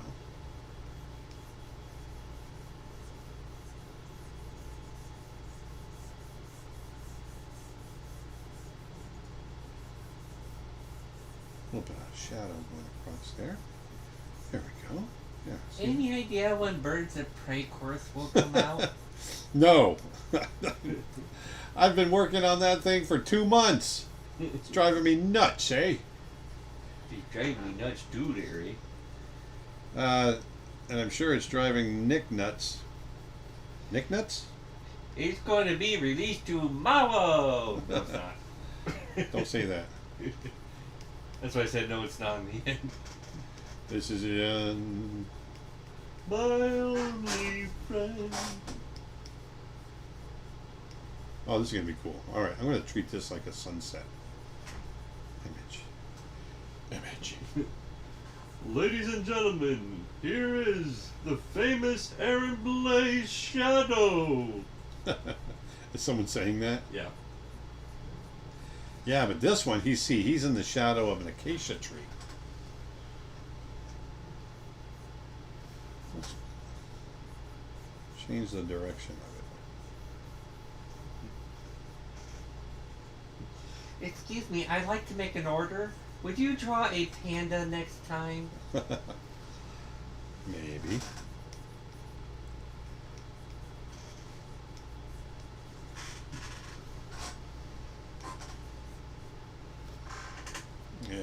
Yeah, I like this.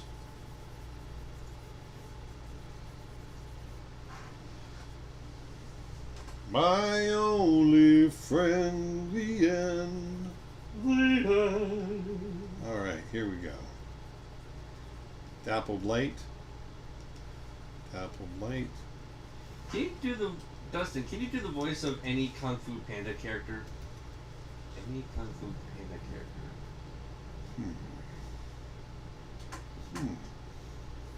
Not really. Never really messed around with How those about voices. no? How about now?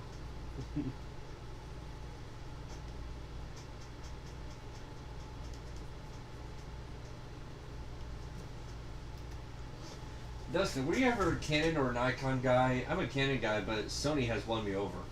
Yeah, my very first camera, My very first starting camera was Yeah. a what did I say? Camera? This is not. No. My very first Canon camera was the Canon Rebel T6 with a starter kit.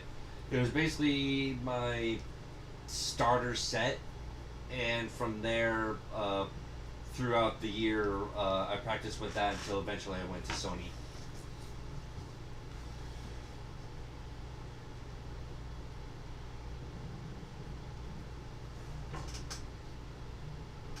Or Dusty, make me laugh each time with the impression. I try my best.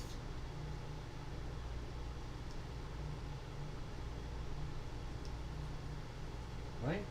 My realtor's calling. I gotta answer this. Sorry. Take over, Dustin. Okay. Hello. So like I said, I was a Canon guy. Dad is currently a Canon user, but I switched over to Sony back in September, I believe. Yeah, with the A6400, and nowadays I use the A9 Mark II, and I've gone with the full frame setup for all those months now. So, any more questions for little old me? While we wait for Father with the realtor. Sorry about that, folks. I'm back. And we're back. All right. Never mind on them questions. All right. So let's put another one on there, and let's go to overlay. Let's go to some nice warm color. When is the next reference pack coming out? Hopefully I'll get something out there at least in the next few months. Are you asking me? No, just thinking to myself like, what animals I'm do I have? Ron Burgundy. From Ron Burgundy? Like, what animals have I not shared yet, and do I have enough photos of those?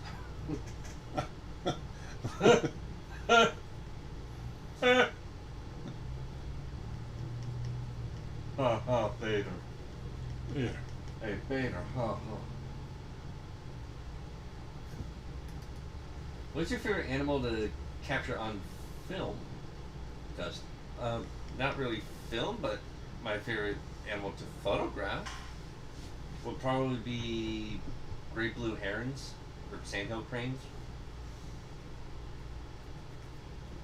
Twitch question: any more plans to work with Tim Hodge in the future? I love his courses. The answer would be a big no. That guy's a jerk. Of course, we plan on working with Tim forever. Tim's a great friend. Absolutely. Can your brushes be used on Procreate? Yep. That's a big yes. Yes, they can.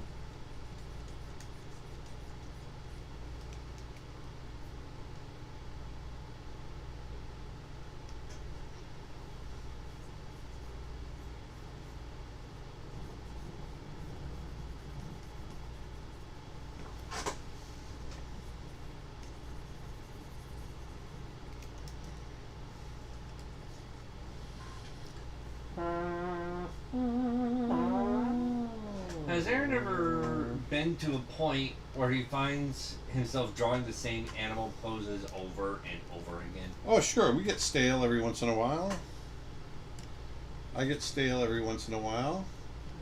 I got to step out of myself a little bit and say, okay, I'm doing the same thing over and over again. Do you get stale every once in a while? Every once in a while. You get stale every I once get in a stale while? every once in a while. You get stale every once in a while. So you get stale. So you get stale every once in a while. once in a while. In a while. You get stale every once in a while.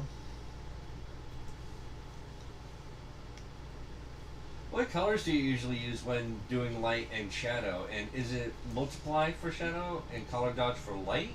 Thanks. No, I use overlay for light, multiply for shadow, and there is no set color. It depends on the image that I'm creating, for the color.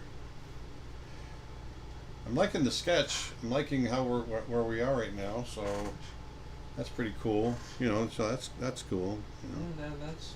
That's So that's cool. Sounds pretty awesome. So that's awesome. Suppose. That's cool. Cool. That's cool. Hopefully in the future you can create a buffalo reference pack and horse reference pack, please. Definitely a future plan. Okay, so here's what we're gonna do. See, I'm going to set this to multiply. We're gonna start creating some darker shapes in here. I'm gonna do it.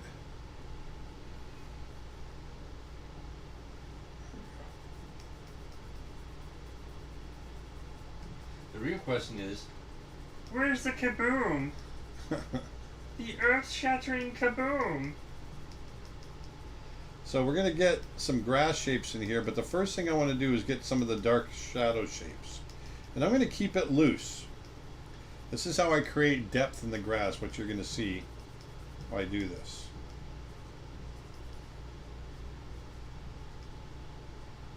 And I know, you know, I'm not taking a lot of time. The idea is here to build up layers.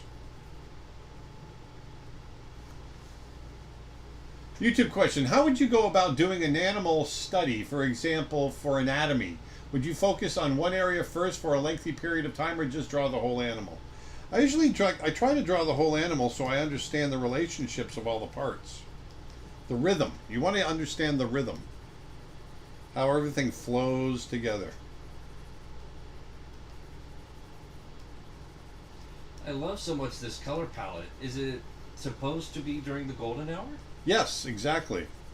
This is supposed to be done during the golden hour. That's why I'm kind of laying everything down. That's why the shadow is going across him in the way that it is. Matter of fact, I might even hit him with even more shadow on his body.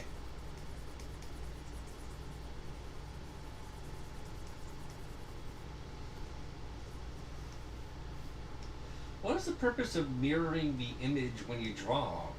Does it help with the symmetry? It helps me see the composition in a new light. And so I can see if the drawing needs help or not.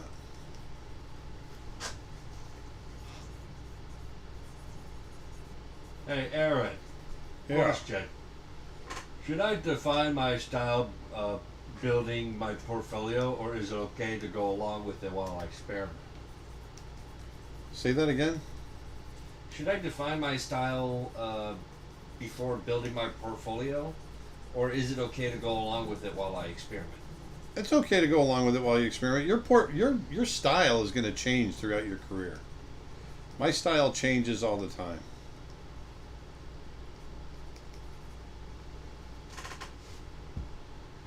On a future stream, can you draw Kung Fu Panda? No. No, I don't draw other characters. I might do a Disney character once in a while here and there, but I really don't do other characters. I try to keep everything original.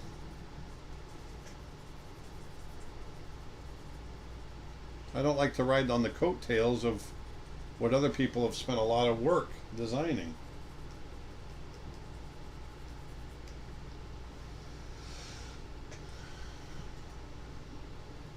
It's coming from a younger viewer that watches all of our streams. I just now read that, Nick. Okay, I will do it. Okay, fine. Yes, I will do Kung Fu Panda for you in a future stream. Sorry about that. I thought you were more on a professional level. A more perfect. But for the professionals out there, you know, a lot of people out there talk about doing fan art. For me, doing fan art is just riding the coattails of other artists. You know, it's okay to do fan art for yourself. It's when people are out there profiting off of fan art that I don't agree with.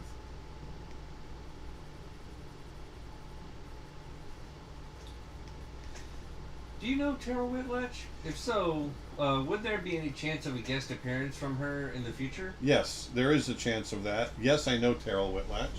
As a matter of fact, I wrote the foreword to one of her creature design books. Also, Dustin, what is your opinion of Warner Brothers taking Elmer's gun away? I'm very, very angry.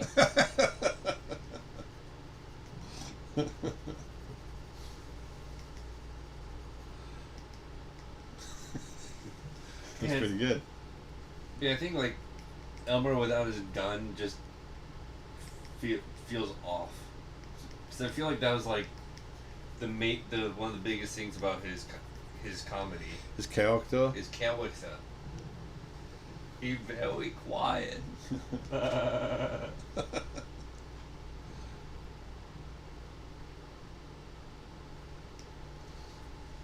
Because then how can we have skits like the famous Rabbit Season, Duck Season,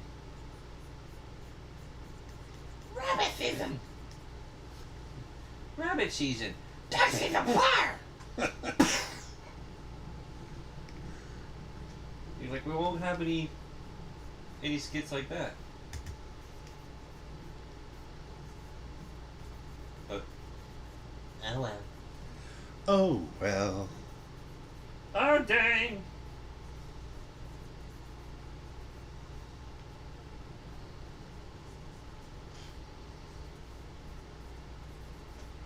So next, I go a little bit brighter. And now we're starting to draw the grasses. We go over the darks.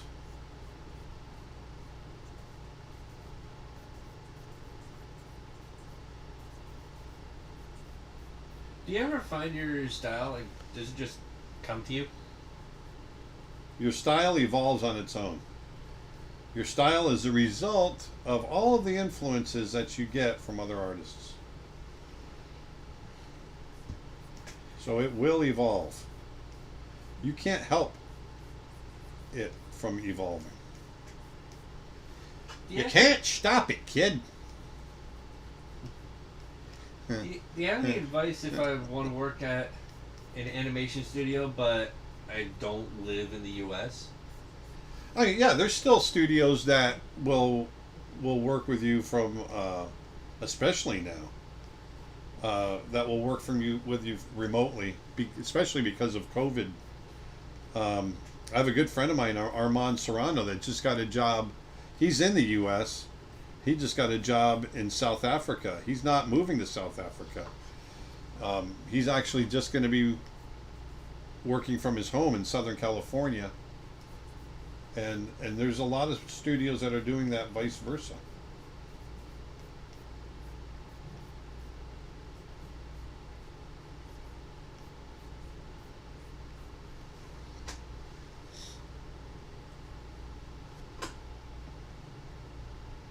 I was following an Instagram question. I was following along with your oil painting course and was not able to get a canvas that large. Any tips for getting details on a smaller canvas? Sure. Smaller brushes. It's harder. It is hard. That's why I like working on big canvases, because I like working bold, in the same way that you see me working digitally, where I don't spend a lot of time doing really tight detail. It's all about color and value and putting alt. I feel the same way about my traditional work. I like, as I've gotten older, my desire to do tight detail has waned. I don't feel the need to do tight detail anymore. That's something I did when I was younger. And for me now, it's all about trying to get... There we go. It's all about trying to get, more of an impression. I've become much more impressionistic in my work as I've gotten older.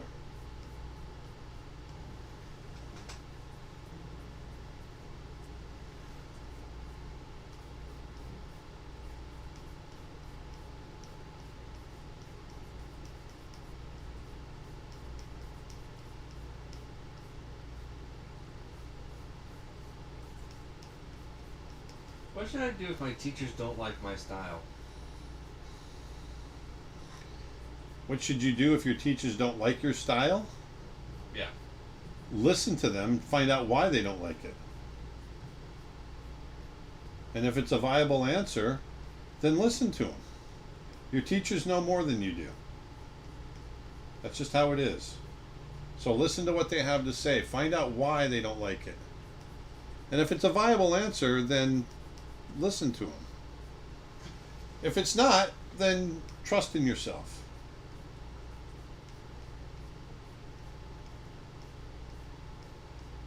Maybe you're derivative. Maybe you're copying too much of another style. Maybe they want you to be more original. But either way, listen to what they have to say.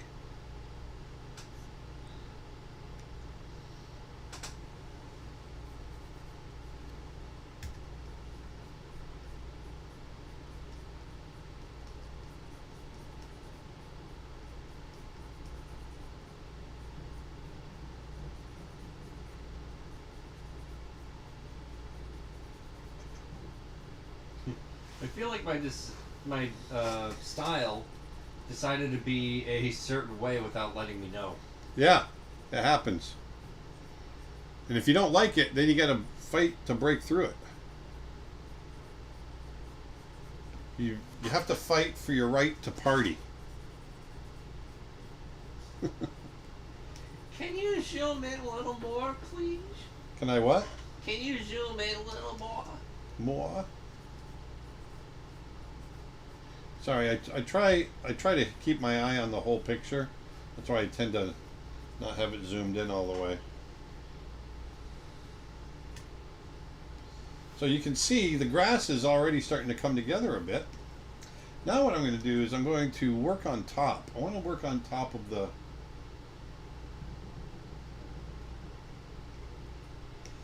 Does traditional media make your digital art process better? I think it does, personally. I think both inform each other.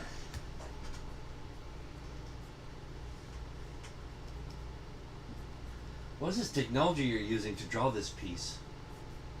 I am using a Wacom Cintiq 32-inch Pro. 32-inch Pro. I am using Photoshop as my drawing program. And the computer is a Mac Pro. The computer is a Mac Pro.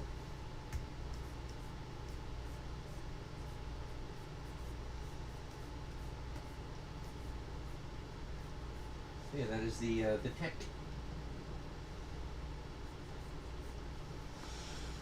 Have you done a review of your layers? No, I have not. Have you seen Junior's grades? So let's go all the way down, shall we? There's my shadow layer. My grasses. There's my light layer. There's my markings layer. There's my local color layer underneath. Here's my sky layer. Kind of like it like that too. That's interesting. I might tone that down. Let me try something here. Image adjustments, hue, saturation. Let me bring that saturation down a touch. I like that. All right. So there's my grass layer. So there's a few different layers in there. See? Do you always work with references, or do you take occasional breaks from references? I'll take occasional breaks. For sure. Oh, yeah.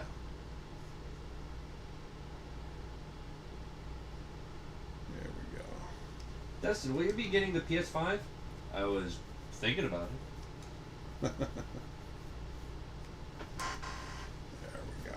Just getting rid of some of the drawing layer.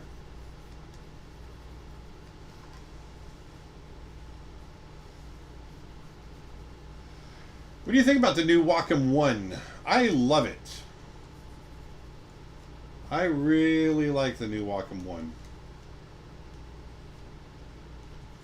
Wow, without the spawns, the giraffe looks like a giant snake.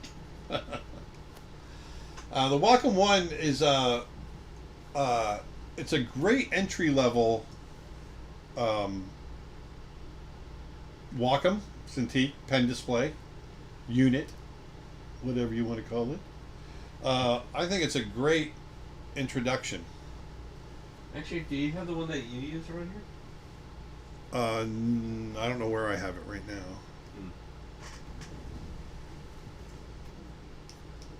It's one of those like good questions. Are you using reference for the grass as well, or do you have the patterns memorized? Well, I do a lot of the grass. I've done a lot of this grass in the past, so I don't have to look at it, although I am looking at grass here. I'll show you.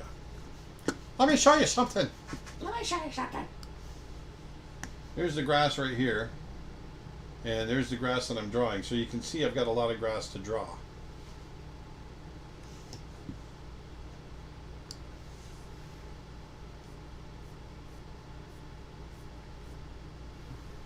Do you know how long this stream has been going on? I've been on it the whole time. Well, it's 11:13 now, so 2 hours and 13 minutes. Give or take.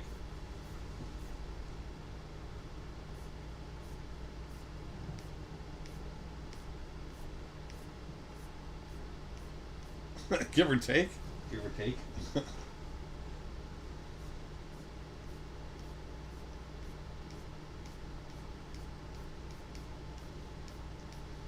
So there we go. So the idea here is to have these grasses all kind of blend in with each other. And those dark areas in the grass should give it depth.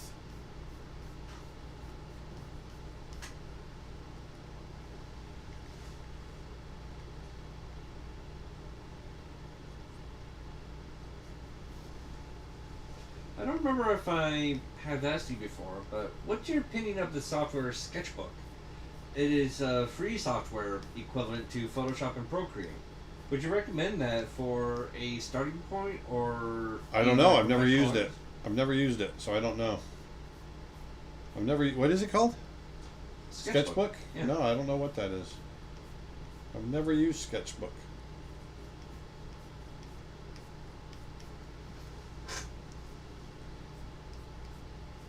I really think you should be doing. You should do like a review series of different drawing apps. Yeah, well, see, my belief is this. I think you find the one that works best for you, and you stick with it. I don't jump around using different apps. Jump around. Jump around. I just don't do it.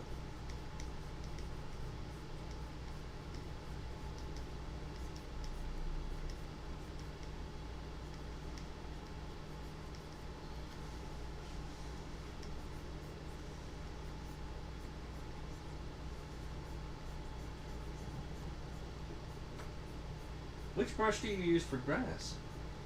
The same brush I've been using for all the rest of the painting. Actually.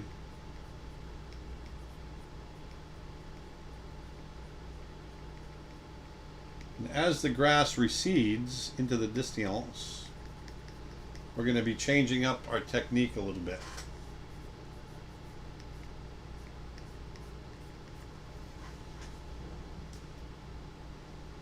So I made a comment about Sketchbook saying, I've seen automobile designers using Sketchbook a lot. That's super cool. I'm going to put another shadow layer down. I'm going to try going a little warmer with the shadow and see how that looks. Have you heard of the mother color technique? Mother color. Mother color. Mother color. I don't know what the mother color technique is. I've never heard of that. Never heard of it.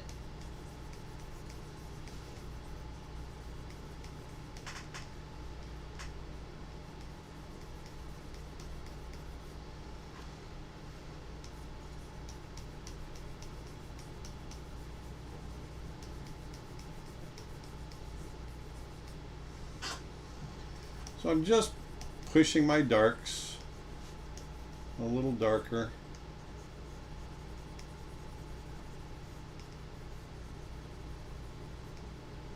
Some of my darks, I should say. Pushing them a little darker. One thing I want to do is make sure that I'm getting some grass. Dark grass.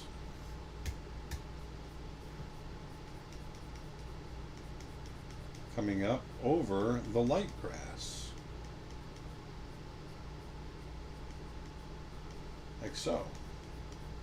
You want dark shadows over light areas.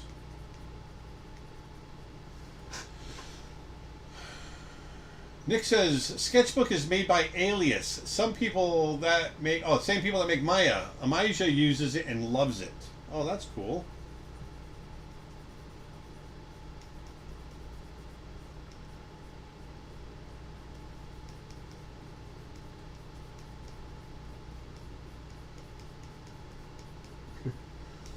Aaron Trisell door sign saying, "Don't disturb me.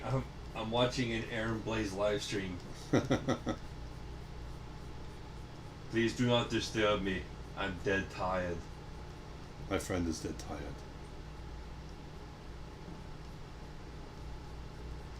Do not disturb my friend. He's dead tired.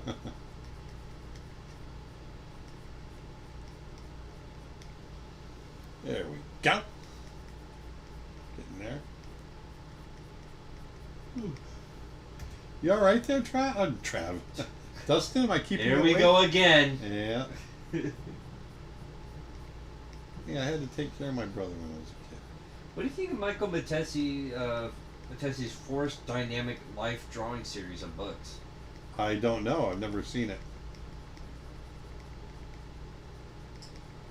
If you had any exotic pet, what would you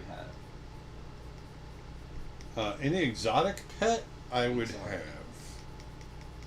What would I have?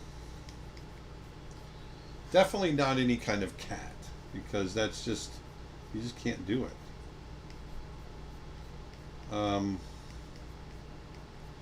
If I could give them the room,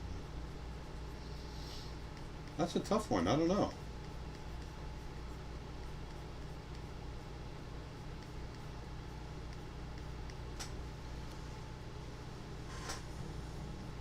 So I'm just going to keep working this grass for a while because I think it's a kind of integral part of the composition.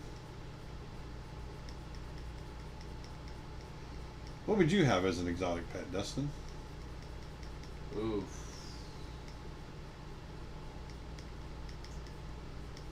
Actually, I don't want to have any big cats because I just think, you know, big cats need to be wild. Quokka. A quokka. A quokka. We'd have a quokka. He'd be happy. Yeah, that's a good choice.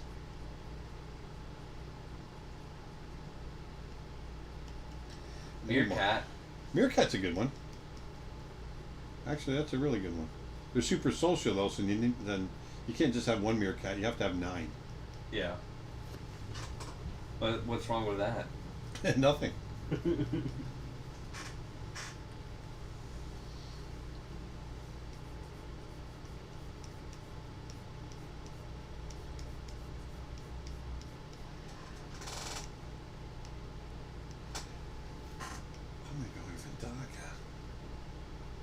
Would you like to be my guest in a virtual exposition from Ecuador?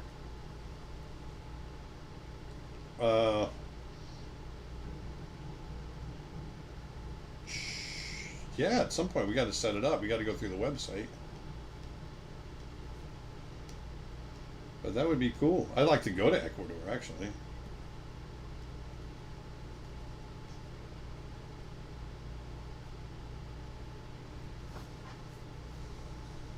Who's your favorite Disney villain? Cruella de Vil and Medusa. They're just evil. So now what I'm doing is I'm just adding some deeper, darker negative spaces in here to push the depth in the grass. Or the gorilla and what, Medusa? Yeah, Medusa was from the Rescuers Down Under. Oh, right. No, And gorilla. no, first Rescuers. I mean Rescuers, yeah. Yeah. Sorry. And then you know Gorilla from the 101 Yeah. Dalmatians.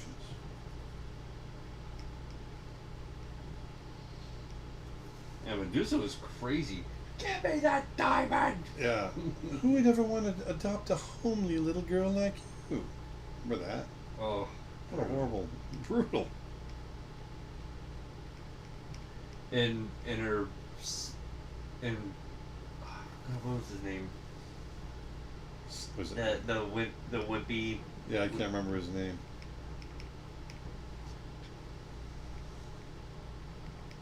Now, you get back here, little Mishy. That's right.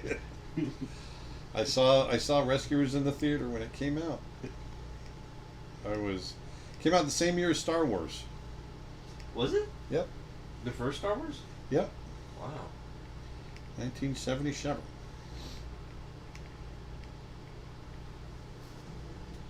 I also always liked the opening song for the Rescuers. Yeah. Very soothing. It is. And all the artwork, Yeah. all those little pastels. Yeah. Beauties.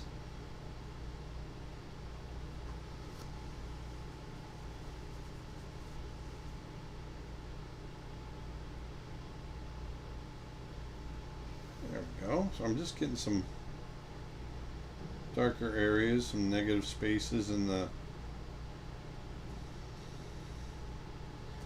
grasses. In the grasses, eh? Gracious, eh?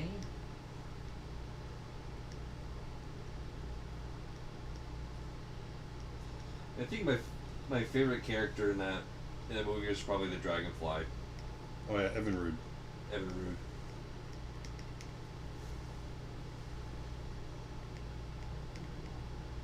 I wonder what they used to make his sound. Don't know.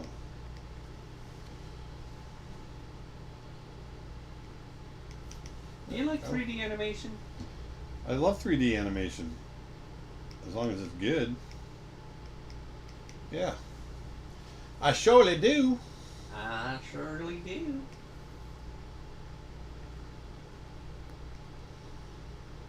Okay, let's see if I can do this. I don't know if this is going to work or not. Is that too bright? I don't think so.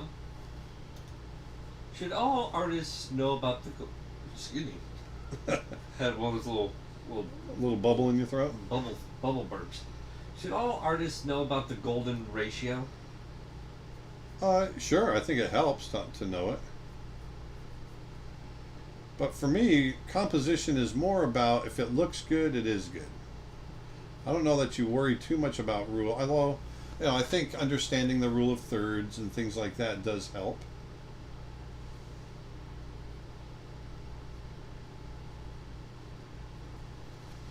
So here what I'm trying to do is give the sense of dappled light. And so some of the grass is getting hit by light in certain areas. And you can remember stuff like this because if you go out and you draw from life, or if you can just remember your experiences, if you get out of the house, you'll realize, oh, this is what it looked like when I went out and I saw the grasses sticking up and they're catching light in a certain way. You can create this dappled light effect. See how the light is falling across the tops of the grass?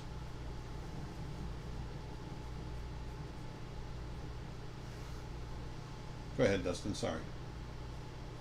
What's your favorite 3D animation?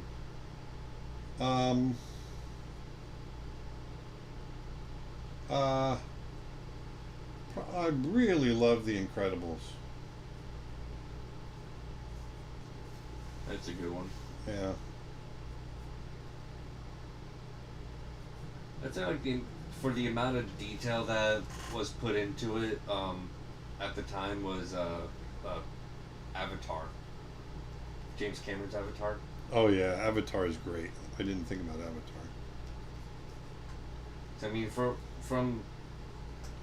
that area of of time, like a lot of the CG was good then, but James Cameron's Avatar, holy moly, that was a whole other level. Yeah.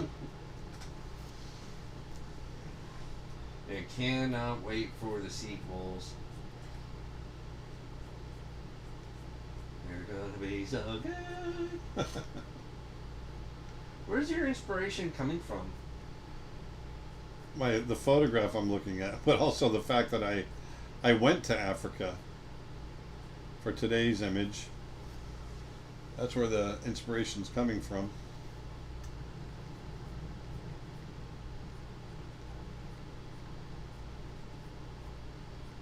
Life, real life. Is this real life? Is this real life?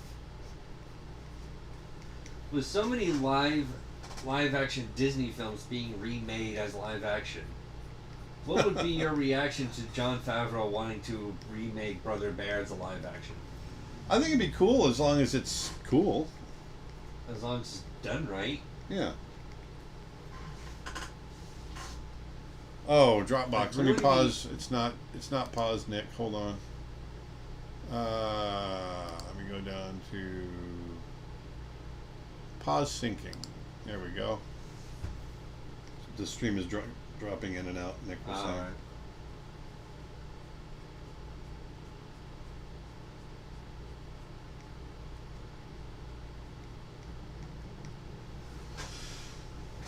There. Well, looks like we're good now. Yeah, because the stream dropped for a minute there because when you pause, it makes the computer run an extra process. So it's like, oh, I'm going to slow down a little bit. Gotcha. All right, so now you can see the grass really coming together. And it's really just layers and value. I really love getting the tips of the grass, dappled light on the grass itself.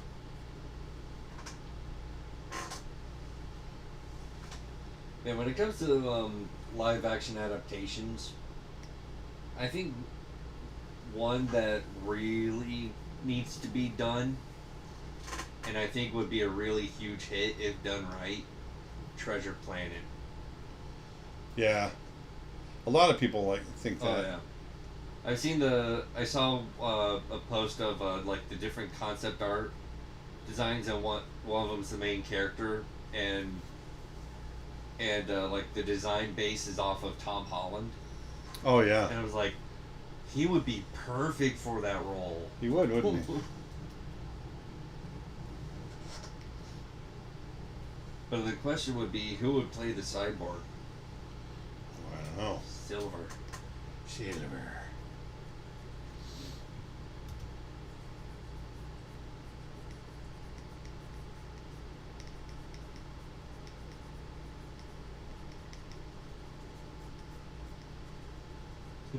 Aaron, can you tell us any dad jokes? Well, you can't play poker in the African savannah because there's too many cheetahs. You know how you catch a polar bear? Well, you get some frozen peas, and you cut an ice in the hole. You cut a hole in the ice. You get some frozen peas, you cut a hole in the ice, and you sprinkle the peas all the way around the hole. So when the bear comes down to take a pee, you kick him right in the ice hole.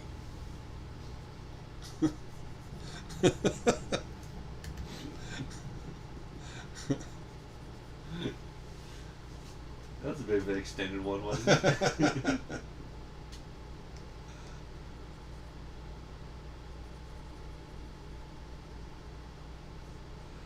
I had to work at that one. I'm going to go a little rougher now. You know what a buffalo said to another buffalo?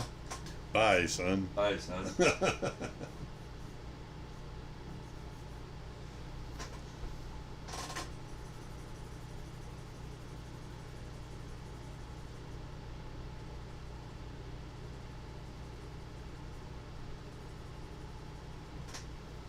Have you ever drawn a hyena for a live stream?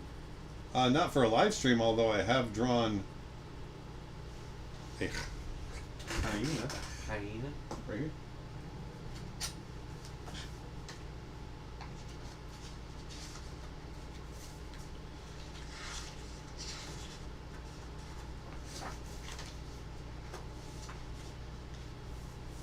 There's a hyena with a gruesome. Oh yeah, that one. Yeah. His Sweet. gruesome prey. I wonder what that would look like digital painted. Oh. I don't know.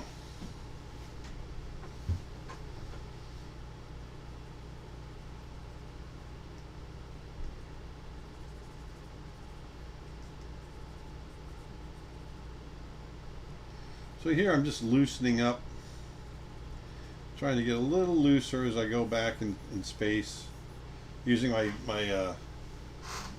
textured brushes.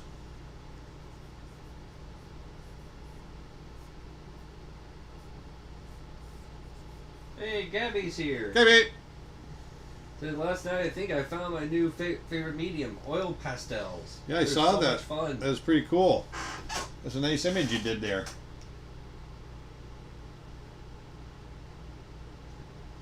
I said just having a gator walk through my backyard.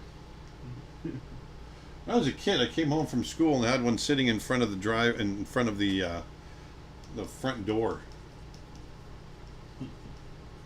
Oh, I mean, you did do the hyena during a live stream once. Somebody reminded. Oh, the hyena, the Elvis hyena. Yeah, the Elvis hyena. Exactly. That's right.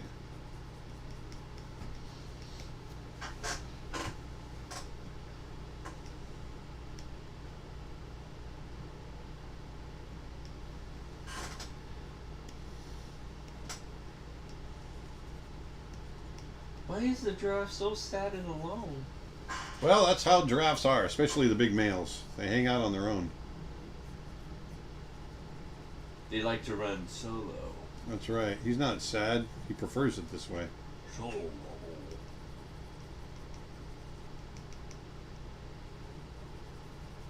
I love your drawing, man.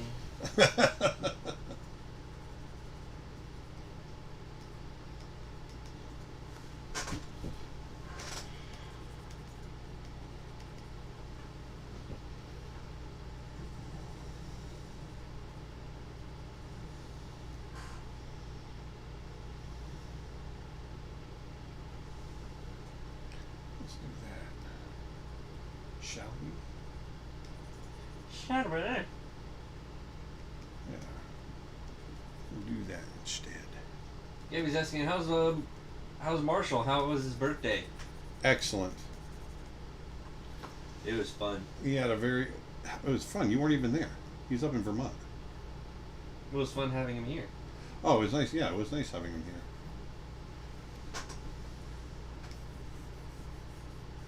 Yeah, he's doing good now, right? Oh, yeah. Except Franny went in for open heart surgery yesterday. So she's in the recovery. Franny is his girlfriend. She's doing all right, though. She's recovering.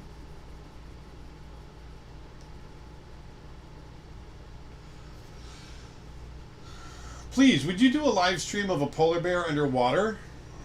Sure, we could do that at some point. Absolutely. Underwater. Interesting. Very interesting.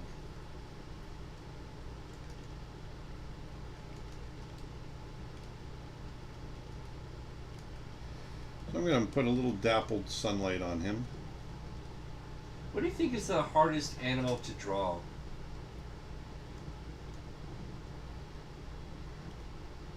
I don't know. I mean, all animals have a certain level of difficulty to them.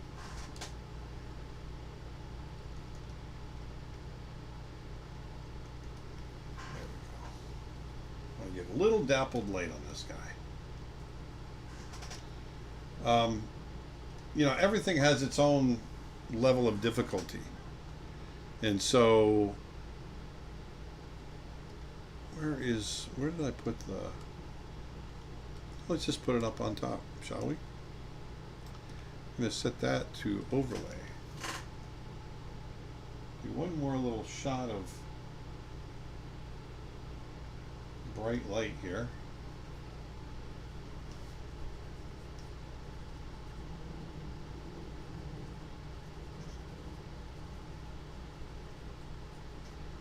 There.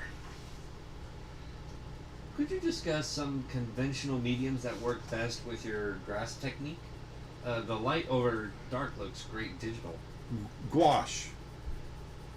Gouache is probably one of the better approaches. I think about, this is how I approach my grass digitally, the same way I do it in gouache.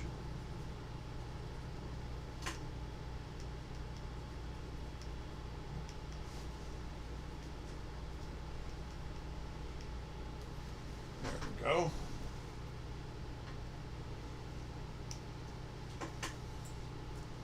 So now what I'm going to do is I'm going to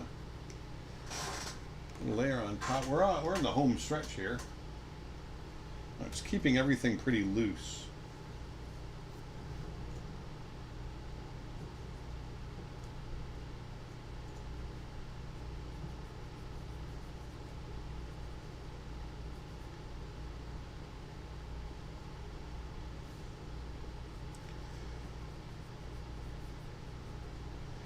Just coming down and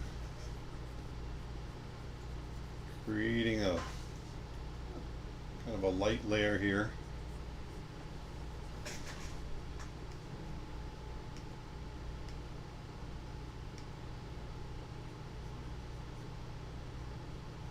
Have you ever done coloring for animation? Coloring for animation? Yes. I've colored my images. You know, I've colored my characters in animation. I'm not sure I follow the question other than that. Yes, I mean I've colored my images before.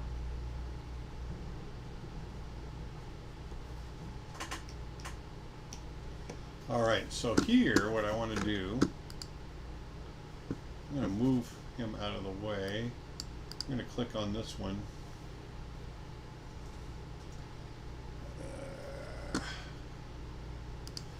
I want to remind you guys too, if you want a chance, you still have a chance this week to win a Wacom 1.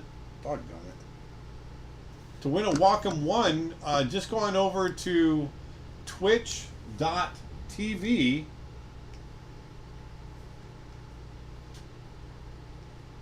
and twitch.tv/AaronBlaiseArt, and you can get, and if you subscribe to my site, to my channel over on Twitch, you'll be enrolled in a chance to win a brand new Wacom 1.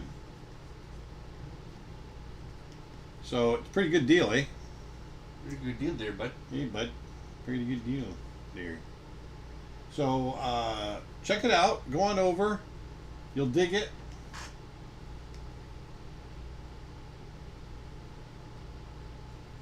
So go on over to Go on over to twitch.tv and /AaronBlaiseArt. Sorry, man.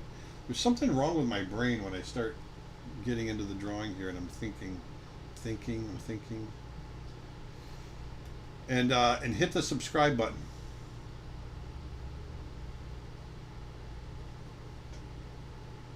Hey, what's up, Tyler? Haven't seen you since Stereo D. What's up, man? Hey, man. Hey, man. Hey there, bud.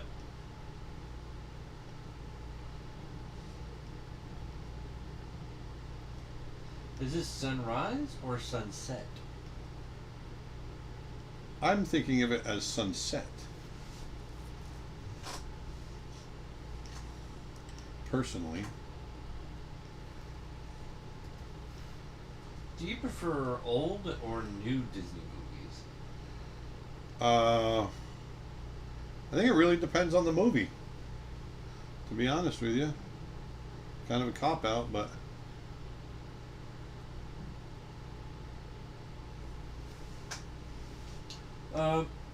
For the contest, if you're already subscribed or followed to the Twitch channel, do we have to do anything else? Nope. As long as you're already following, then you're okay.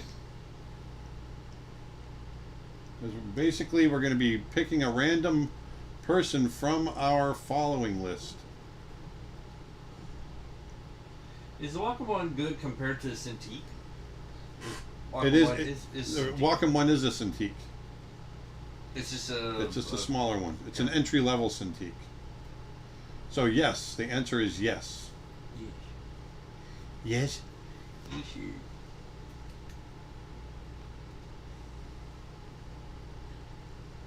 Are you planning on making some advanced animation tutorials? I've got some. I've got acting for animation as part of my that you can get at creatureartteacher.com, and I'll be doing some even more advanced ones down the road.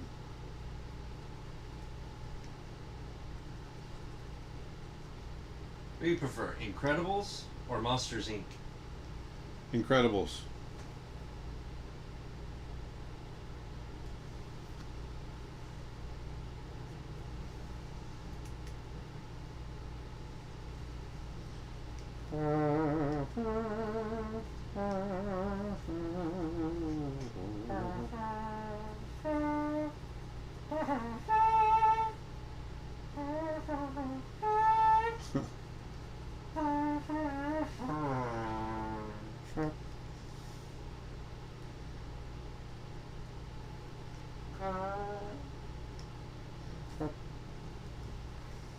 Is the Wacom Cintiq 16-inch as good as the 22-inch HD?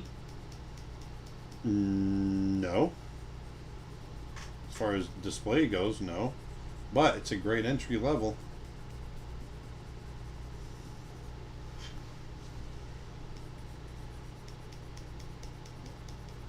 The 22 HD is really nice. As is all their products, actually. Have you done moving hold lessons in animation?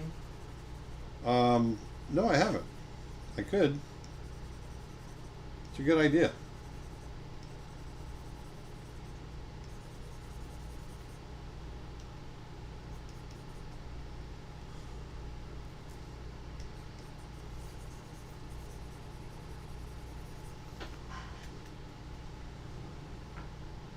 There we go. Is it because of the plot, the character design that you like the Incredibles more? Plot, character, not so much the design. The design's fine, but I really like the writing. I think Brad Bird's pretty genius when it comes to his work. Brad Bird's the director.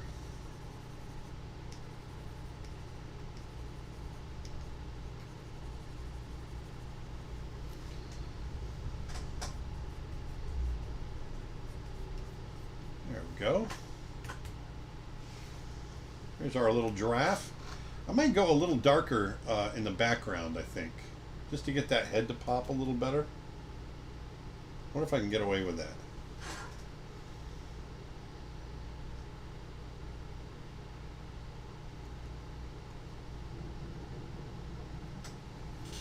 Let's see.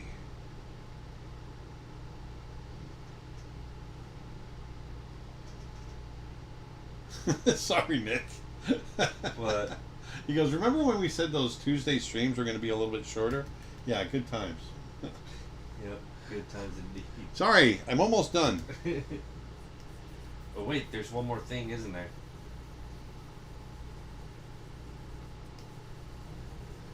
Let me just see how that's going to look. It's too dark.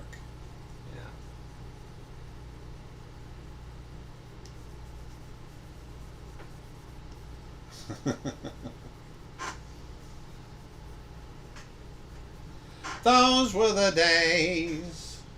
Those Yeah. were the days. I think I'm going to keep that a little darker. Sorry, Nick. Hey, I am sorry. And then I'm going to create another layer on top, and I'm going to create a clipping mask for that. And I'm going to set it to multiply.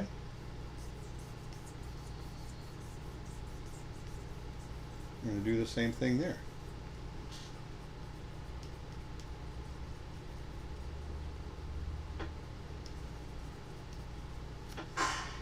Aaron, are you gonna highlight the eye? Maybe.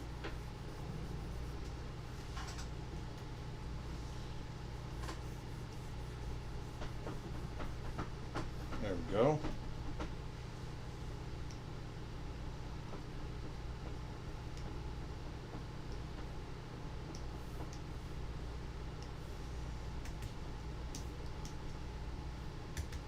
What was the most challenging for you to animate in your career?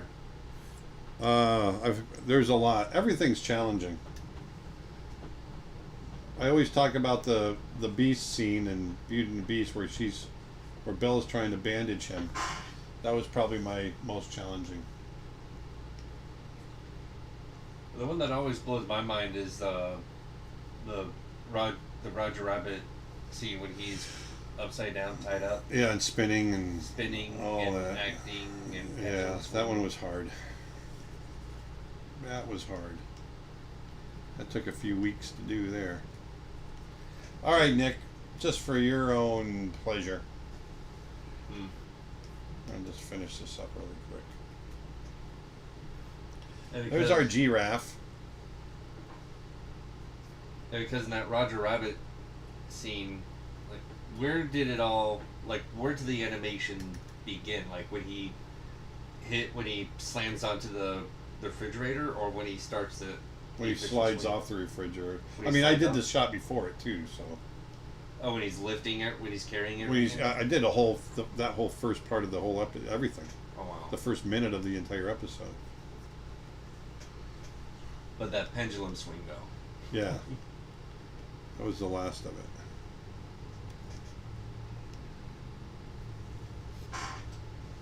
That was the last of us.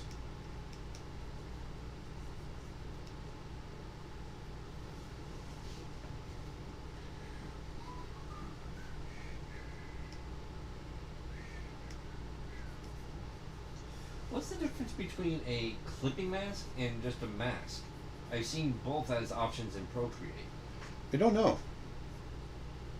The clipping mask, I don't know actually. I think the clipping mask is just to mask off a certain, I don't know, because masks are meant to mask off certain areas. To be honest with you, I don't know. So let me repeat. I don't know. I'm sure someone out there knows.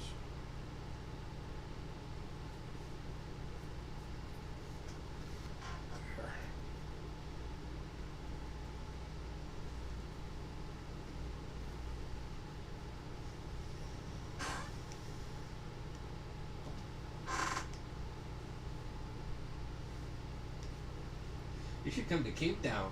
Cape Town. We have a beach with penguins all over. I know. I want to go to Cape Town. That sounds like fun. Where's Cape Town again? South Africa. Oh.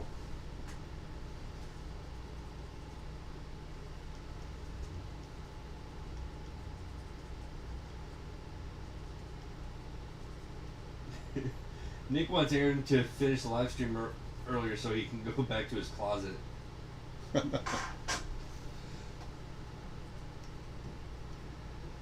It was like, California on the way, dudes. Yeah, dude. All right. Done. Done? No more one more things. You sure? No, I'm not sure. You saved your work? I'm going to save it.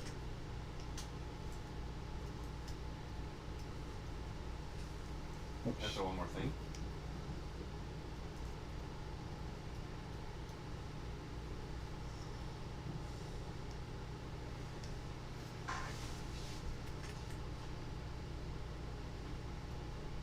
So there we go. So that's, I mean, this is really kind of a lesson in grass as well. Doing that. I'm going to put all this into a folder.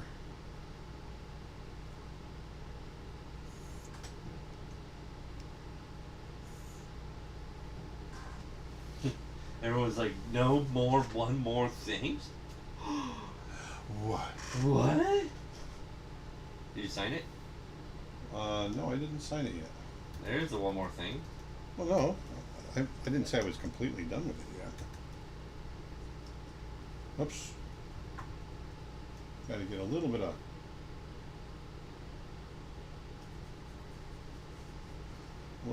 fur action here. Have you ever lost to work while saving? No. But you did lose work because you didn't save. Oh yeah, we had that happen last week. Yeah,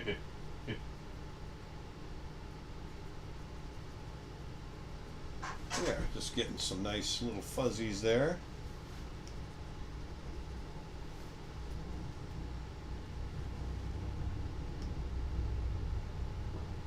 The stream is falling apart again. Huh? The stream was going down again, but it's come back up. It was stalling.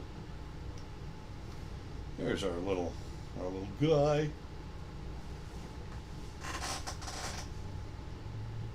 Yeah, I think we need to lower the stream to a lower bit rate. Oh, you know what we didn't do? What? I got the Ethernet cable.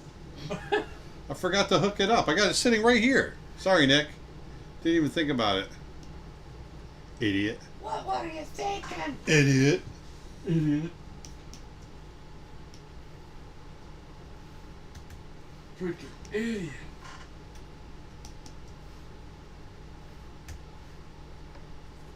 Oops.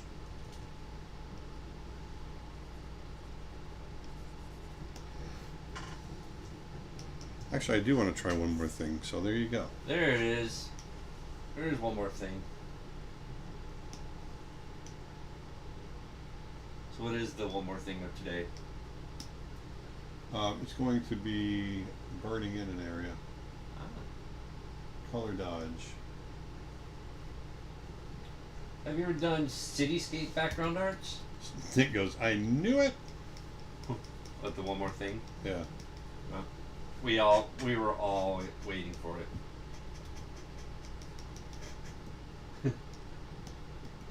This is, wait, you guys are doing this over Wi-Fi? Yes, we are streaming over Wi-Fi.